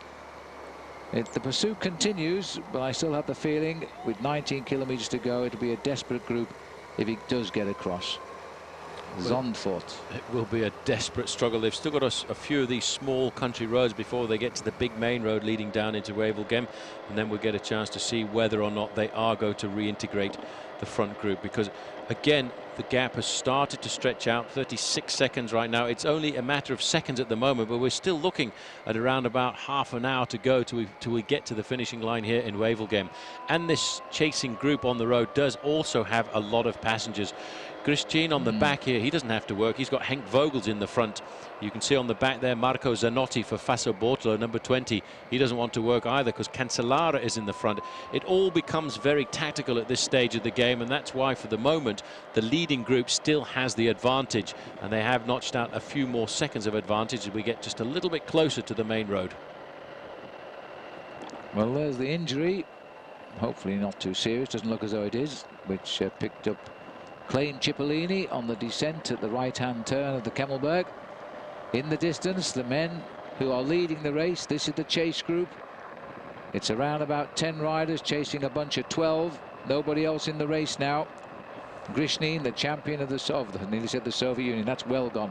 Champion of Russia, and also a man who lives and races in the United States and had a win in France just a few days ago. sitting at the back. He won't be there if he comes to a sprint finish, but first you've got to cross this gap, and it's a big one, and it started to open up again, and this looks like why. Max van Heeswijk going through, Henk Vogel's doing a turn, and this is the way it's going to be now. Everybody's going to do their little bit, just enough. Belovosic's doing his turn at the front, then Johan Museu, Andreas Kleier. They're all working just enough, trying not to give away what little energy they might have left. But now they've got themselves together, the gap has opened up a little bit more to 42 seconds at 17 left. It's difficult to predict this one, because a few moments ago you would have said it was going to come back together with the gap dropping down to just a half-minute margin, and every time it does seem to come back, there's a problem there for someone at the front end of the group. Oh dear. And difficult to see from this altitude who has had that incident, but it looks like it was Cancellara from Fassa Bortolo. It is. Now that brings another man back into play, back in the bunch, of course, Marco Zanotti, when he sees this, because it's a poor old wheel change. Oh dear, dear. The seconds are counting. Cancellara better start looking over for the train coming up. Bad wheel change, very bad wheel change. Yeah, he didn't panic. Well, you can't panic at a stage like this, and a real professional will just wait for the wheel to get put in and get locked into place, but he needs to look over his shoulder right now, because that group of chasers is probably only 10 or 15 seconds behind him. An inspiration too for them now that they've seen one man come out of that lead group, as we're now down to 11. And as I say, the Fassa Bortolo riders have got nobody left up front now, but Cancellara had a wonderful season last year when he was on the side of Mappe, and I think it was 11 wins he had, 9 wins he had. And he's now swinging across to the new team for Fassa Bortolo. No wins for him yet. But just shows you how quickly life changes, Paul. A flat tyre, you're feeling great, now you're in the middle of no man's land, doing nothing, you know. So quick, and that guy is just 22 years of age. He had his birthday last month on March the 18th. And for him, he's caught right now in no man's land. He needs to see whether he makes any progress to the leading group right now, and if he doesn't, well, he needs to sit up and wait for his teammate in the group behind, Marco Zanotti. Heleveld, and they're not too far away now from the main road, which is a big straight main road all the way into the outskirts of the town of Wevelgem. And in fact, he's coming back fast. Pretty impressive bike ride that, Phil, because I would have thought he had no chance of regaining the front group at all.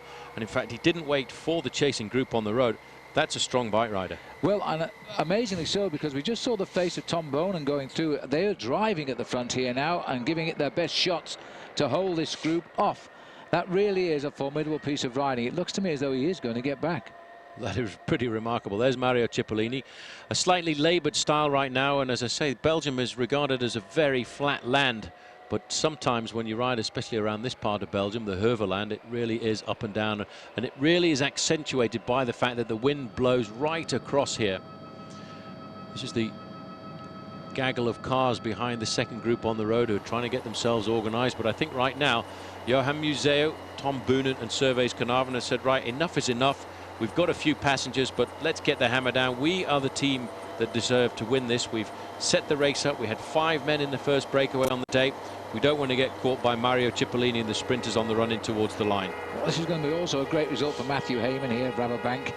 He's not the leader of that team by any manner of means, but he's showing now how well he really is developing. The only Rabobank to make the front end of the split. The chance for a real good finish for him, and that's going to give him a few stripes on his arm by the end of the day, because he's still a young rider. I remember he won with an enormous breakaway race in Mallorca a couple of years ago in the Challenge Mallorca, and he went to win the overall of that series. That was back in 2001. He's only been a pro since 2000, and he's only won 3 races. This is the nearest he's come to a classic result. Ooh, that was a bit close. It's very dangerous racing in Belgium if you don't keep your wits about you, because very often there are cars parked in the car parking space towards the side of the main road, but because of the wind you want to get as much shelter as possible. And there is Cancellara there. Thing is, Paul, he's turned into the headwind now. It's going to be tough for him. There's one of the team cars coming. It's his own team car has come across the gap right now, and that might give him a slight professional advantage to make the junction at the front, but he's still 10 or 15 seconds. In fact, he has got a good chance right now, Phil, because sent all the cars up. And that's surprising. Well, the time gap is being given at the 1 minute mark there. That's why they've sent them forward. Yeah. And I think because of that, Cancellara may just well make himself back onto the group, and that's pretty lucky for him, because I don't like to see a rider losing a chance of victory because of a flat tyre in a situation like that. I agree. I agree. They've sent the convoy round because they're allowed to at this stage, when the convoy will form behind. And by the time the convoy is formed, I would think Cancellara will be in the tail of it somewhere and then can quite legally leapfrog through the cars back up to the peloton.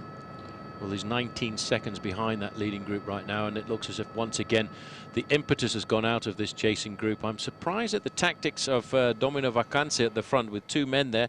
They could have left Lombardi on his own to try and sort out the win, but when it came down to just 30 seconds, I think they should have let Ongarato from that leading group drop back to try and just give a little bit of extra firepower to this chasing group, and then Mario Cipollini would have been in with a chance of reintegrating the front group. But now that it's gone back out to the 1 minute margin, I think it's basically over for this second group on the road for the day. And the tussle will go on. There's the long straight road Paul was mentioning. That's a heartbreaker if you've just had a rear wheel puncture and you're trying to close 18 seconds, but he is closing just. There you can see him. The cars are right up behind the peloton at the minute. They will get themselves in a line shortly when they've stopped speaking to the riders. Total chaos behind there, Paul, but it's normal in a bike race when the road is this wide. Well, actually, it's organised chaos because each team car has an order, and an order which he has to respect to go forward and talk to his riders.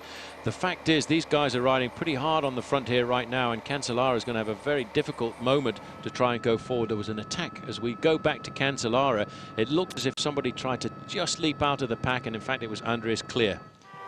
Clear's gone, and Tom Bonham was having a little laugh and a smile with his team car. Well, he won't be smiling now because he's got to close this gap down.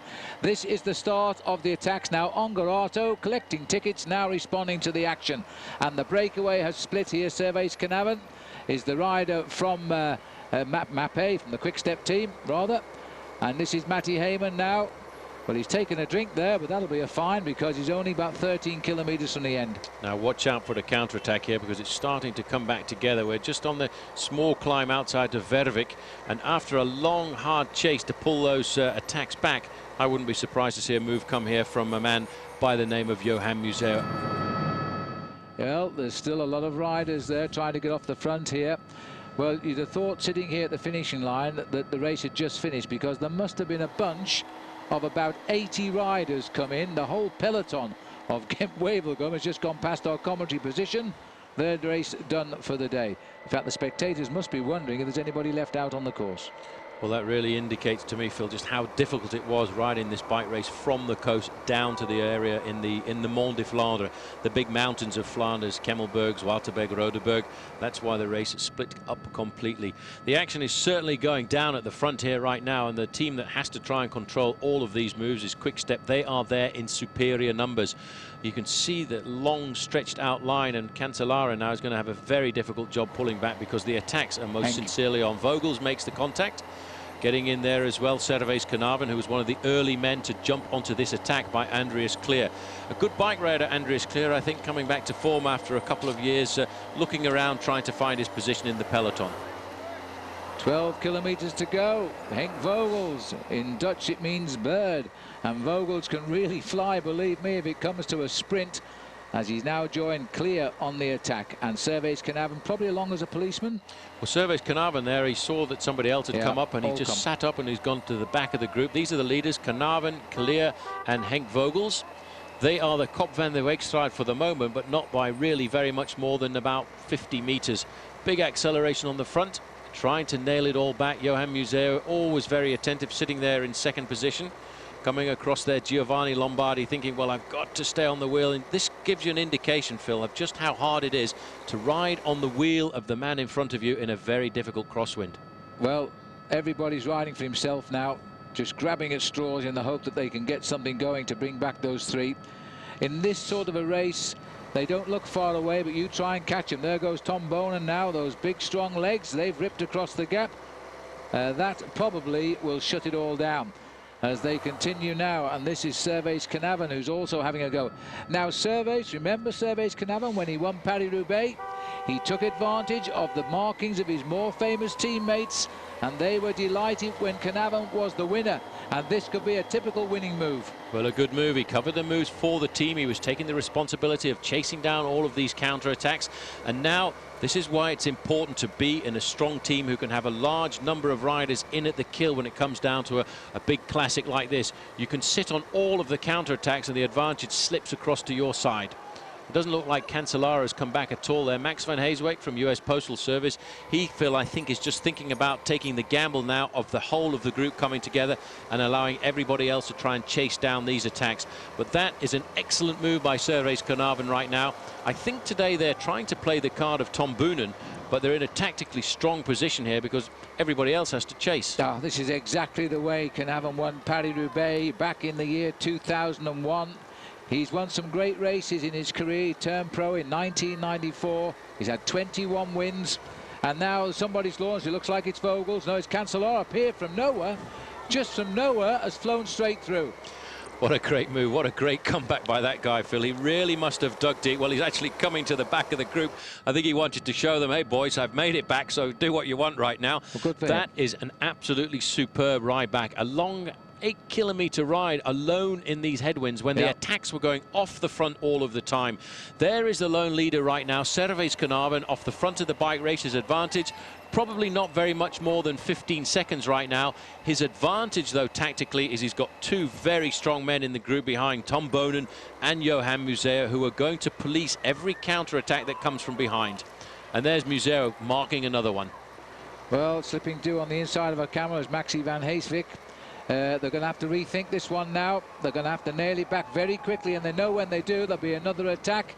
As we're looking at Servais Carnarvon, well, going out of sight now, and there's all of this shadow boxing that goes on. Henk Vogel's trying to get something going as well.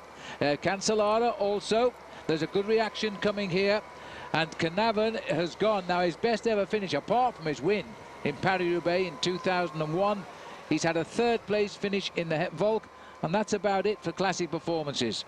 Well, he's been champion of Holland on a couple of occasions too. He's a great bike rider, a great tactician as well, because he waited. He could see that everyone was absolutely on the rivet at that moment, and he just waited to see exactly what was going to happen. Tom Boonen here, four Quick-Step, slipping across the gap here. He's the policeman. He has to make sure that Quick-Step now have a rider on every counter-attack. Ongarato now taking up the pacemaking. Museo sitting back, letting everybody else do the closing down.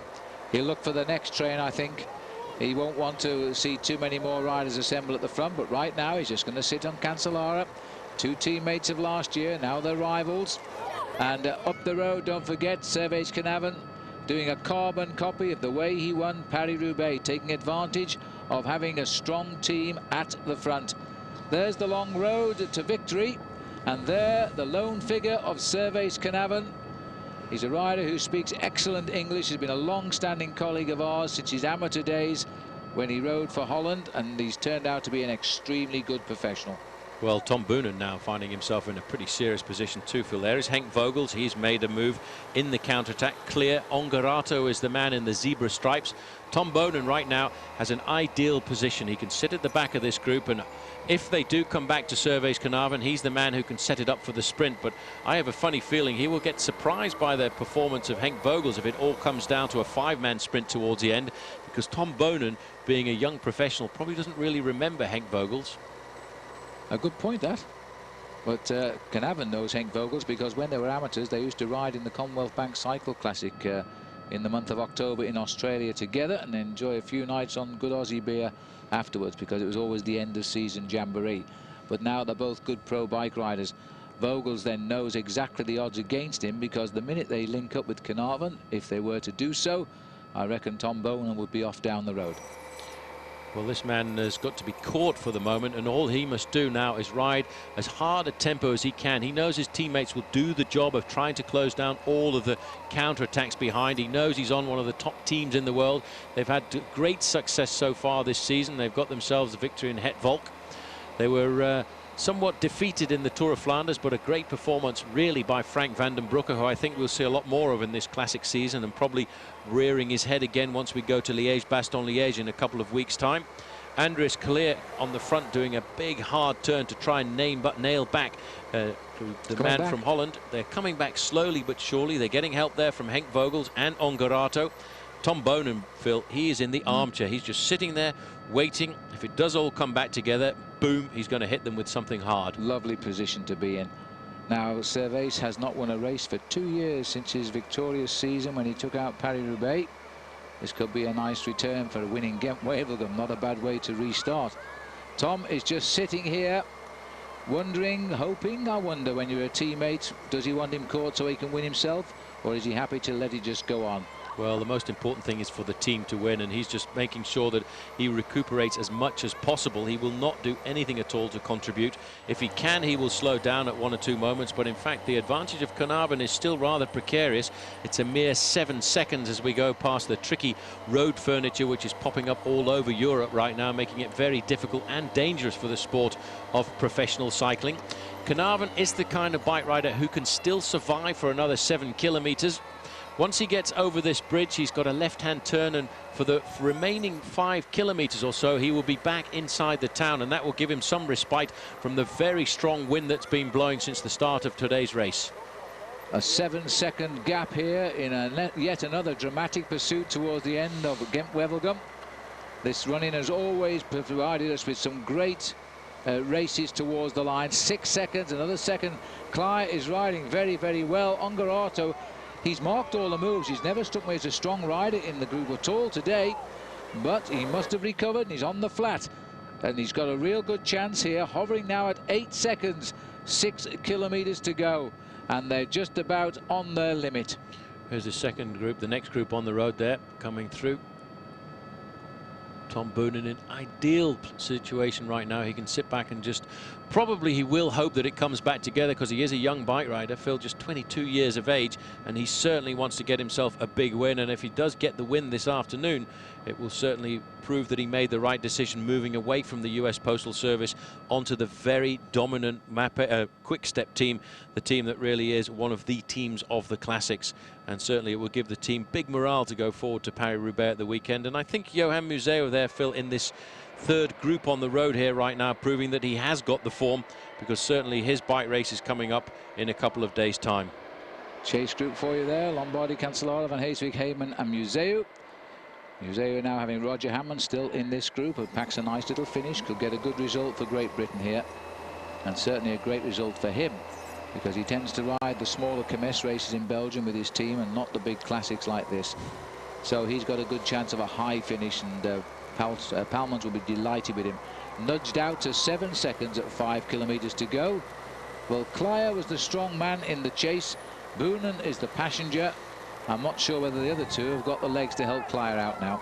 And Boenen is the sprinter as well. It's interesting to see that he keeps a nice small gear ticking over. A little bit of tactical manoeuvring at the back here by the two sprinters there, Lombardi and Max van Heeswijk.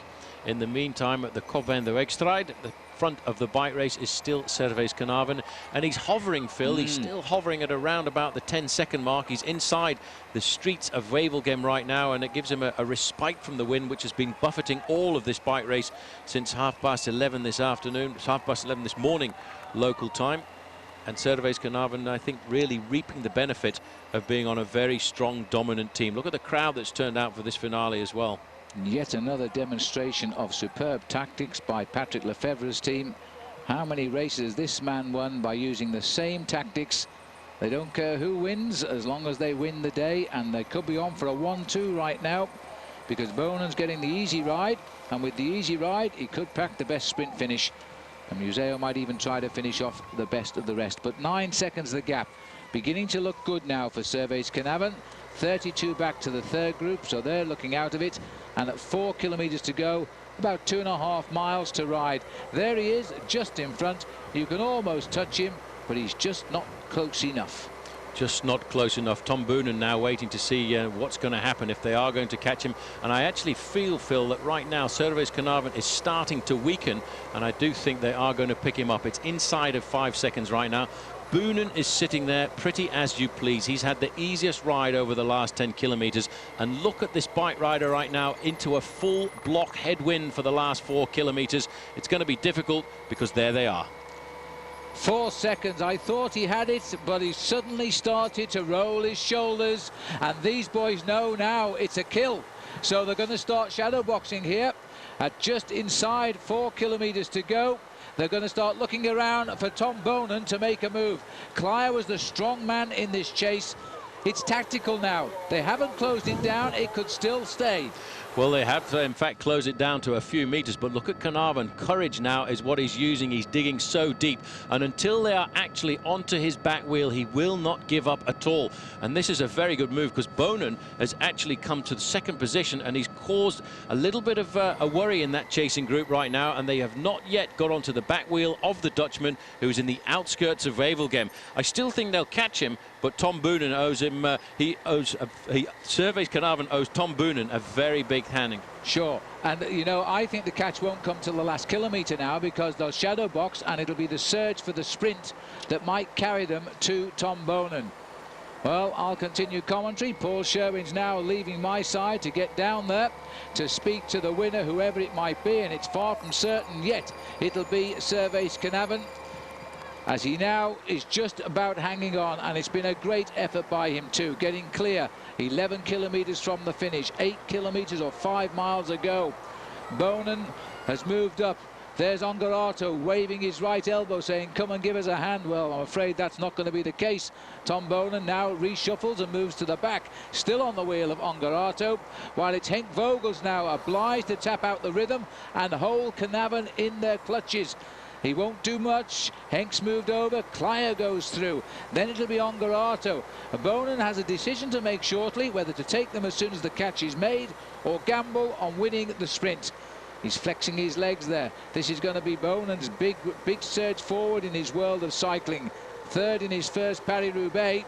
Now he could take out the classic race from Ghent to Wevelgem, and that would be a significant result for him. No Belgians won this race since the year 2000, so he would be the first winner in the new millennium, in effect. He's just checking on his pedals there. And he shakes his head. At 2 kilometers to go, the catch is there. Now, intriguing situation. 2,000 meters from the line. It's a straight run in. The wind is strong. You get one shot at it now. If you make a mistake, the wind will take care of you, and you'll finish back of the group. Carnarvon still hoping he can hang on at least to finish in 5th place. There's the attack from Clier. The strong man in the chase back has gone. Bonen very sharp to realise it. So too the group. Now Servais Carnarvon's got to grit his teeth here. They'll probably sit up and relax again. That's what he'll hope for. Henk Vogel's not quite as nippy to cross the gap. And there's the attack from Bonen. Now Bonen has got Ongarato on his back wheel here. This is a man really who won a couple of races, won one race last year only. We've really written him off at times, yet tenacious has been the word for him. He's marked every move. Henk Vogels moves across to the right of the road. No matter how tired you are, you get revitalized as a sprinter when you see the banner. Servais pedals back on because the slowness has now taken apart. Watch out your tail, boys, because that chase group is just on half a minute back. Down the road, the 1 kilometer bridge. Another attack has come, and this, surprisingly enough, has come from Servais Carnarvon now, and this is really to take the pressure off his mate Tom Bonen, because to try and stop the jumps in this last kilometre, surely Servais Carnarvon cannot carry on doing this. Ongarato has marked him out. Vogels is through on the inside. They do well now to watch the whereabouts of Bonen. Watch out for Clier too, sitting off the back. Andreas Clier has a very good sprint finish. And Telecom here without the #1. Zabel missing out today.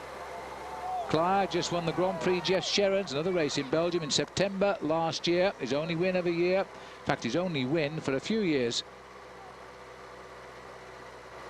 Now on with a chance of a result here. Will be the finest performance of his career. He finished 6th in Ghent Wevelgem 3 years ago. These riders, so much to gain from victory today. Advantages still with Quick-Step. Bonen, the youngster who was let go because they couldn't hold him in the US Postal team and went across to ride alongside Johan Museu. Now the race is still coming alive here. Ongarato's in the hot seat. He's going to have to lead out. He's leading out, the hot favourite now in Tom Bonen. Vogels is going to come far side. Vogels can sprint very, very quickly indeed. This would be his finest ever result. Vogels and Bonen. Bonen, though, surely has got the advantage here after his restful ride. It's going to be tight on the line. And in fact, Client has got it. And that was a terrible crash there. And I've often wondered why it's never happened before. Vogels gets second, I think, but we'll have to wait for the results there. Well, what a great shame to end the race with a collision with the photographers, and for the life of me, I've often wondered why that has never happened before, because they do stand so close, although legally they are exactly where the international rules say they should be. Well, the race continues to come in now, but a victory has gone to Andreas Klaya, and I must say fully deserved. Tremendously hard worker, but that is something we don't like to see. Tom Bonen lying on the road. We'll wait for the replay to see exactly where he crossed the line.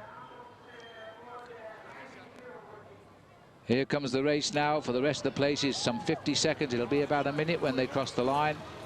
The chase is coming in. And this is going to be Giovanni Lombardi finishing it off. Museo coming up alongside him. In fact, Museo might well be taking this out, and he is. It's going to be challenged? No. Johan Museo comes in around about 6th position for him.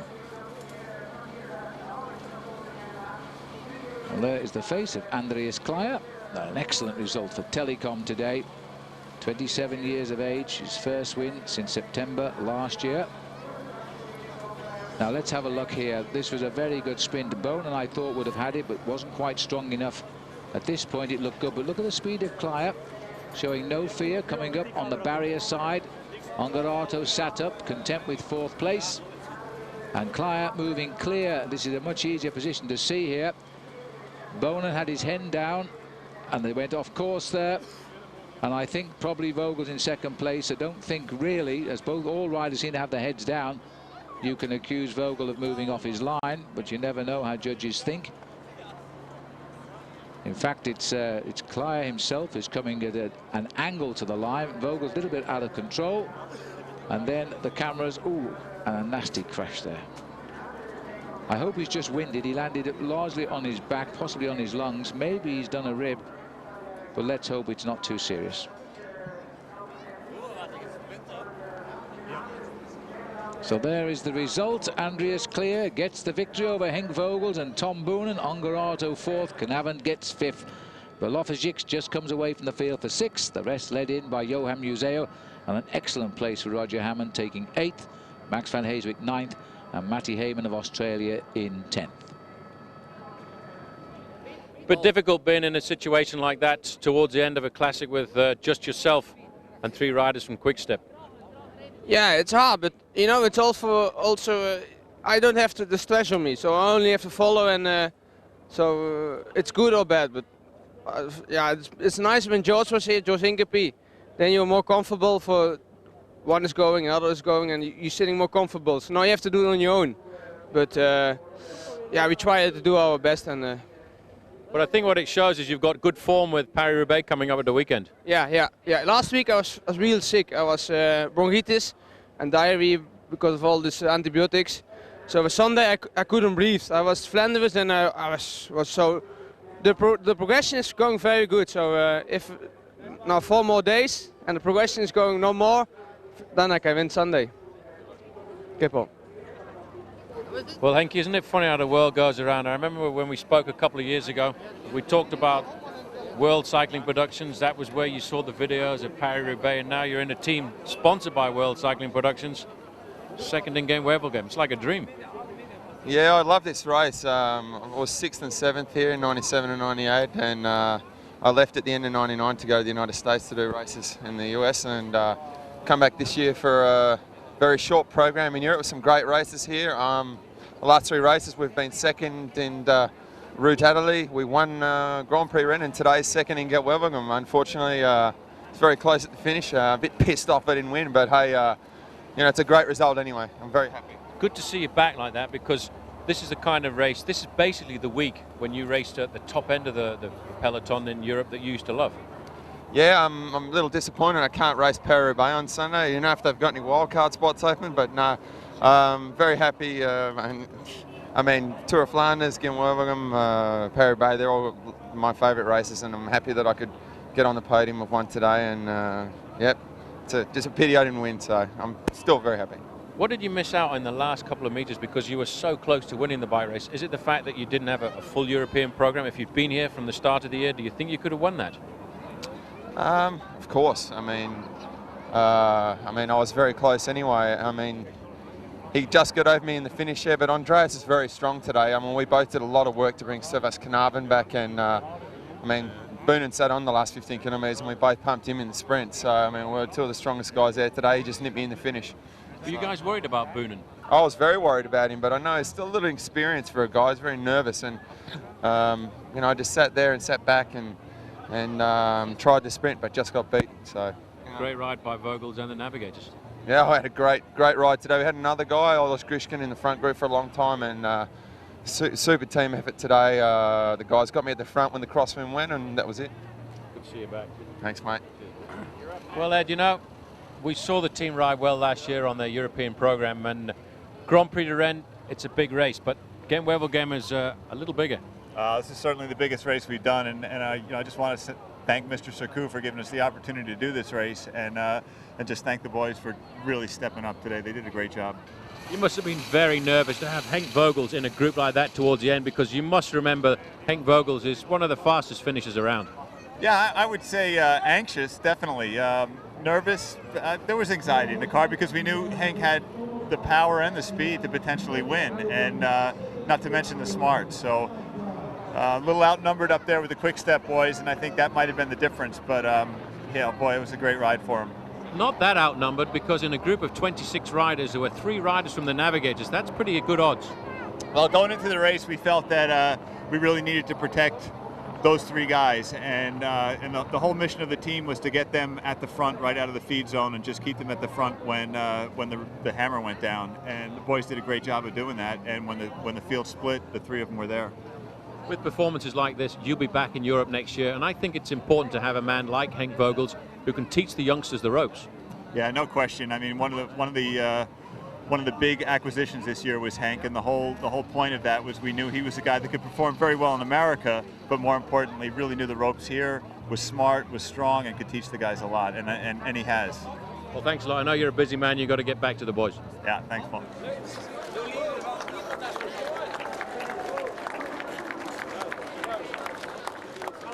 So Andries Klaaer takes the win, the biggest win of his career. A magnificent trophy, one has to say, and all the flowers go to him.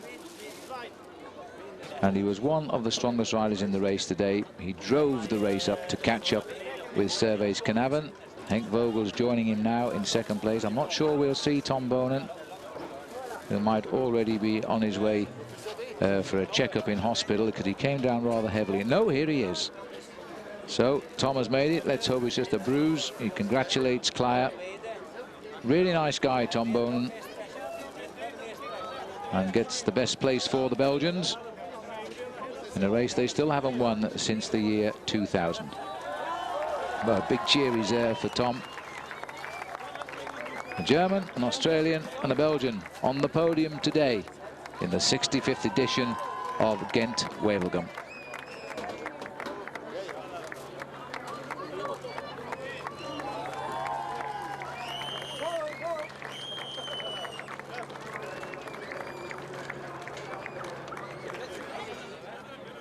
We'll take one more look at that sprint as Vogels veers across there. Our camera naturally enough followed the winner, thoroughly delighted. But left on the finishing line was Boonen. So the 65th race from Ghent to Wevelgem, although it was in fact from Danger to Wevelgem this year, did not disappoint. Those last kilometres into the headwind proved the downfall, sadly, for Servais Knaven. Update on the injuries: Tom Boonen is okay, just says he'll be a little bit sore. Ludo Dierksen, I'm afraid, did break his collarbone. And the other rider who fell, Paolo Bettini, the World Cup holder, he will be okay. So we expect to see him in Paris-Roubaix. But bad news for Mario Cipollini. That rather well-aimed drinking bottle brought him disqualification from the race. So last year's winner won't appear in the result this time around. I hope you enjoyed this race. It was a classic, whichever way you look at it. Goodbye for now.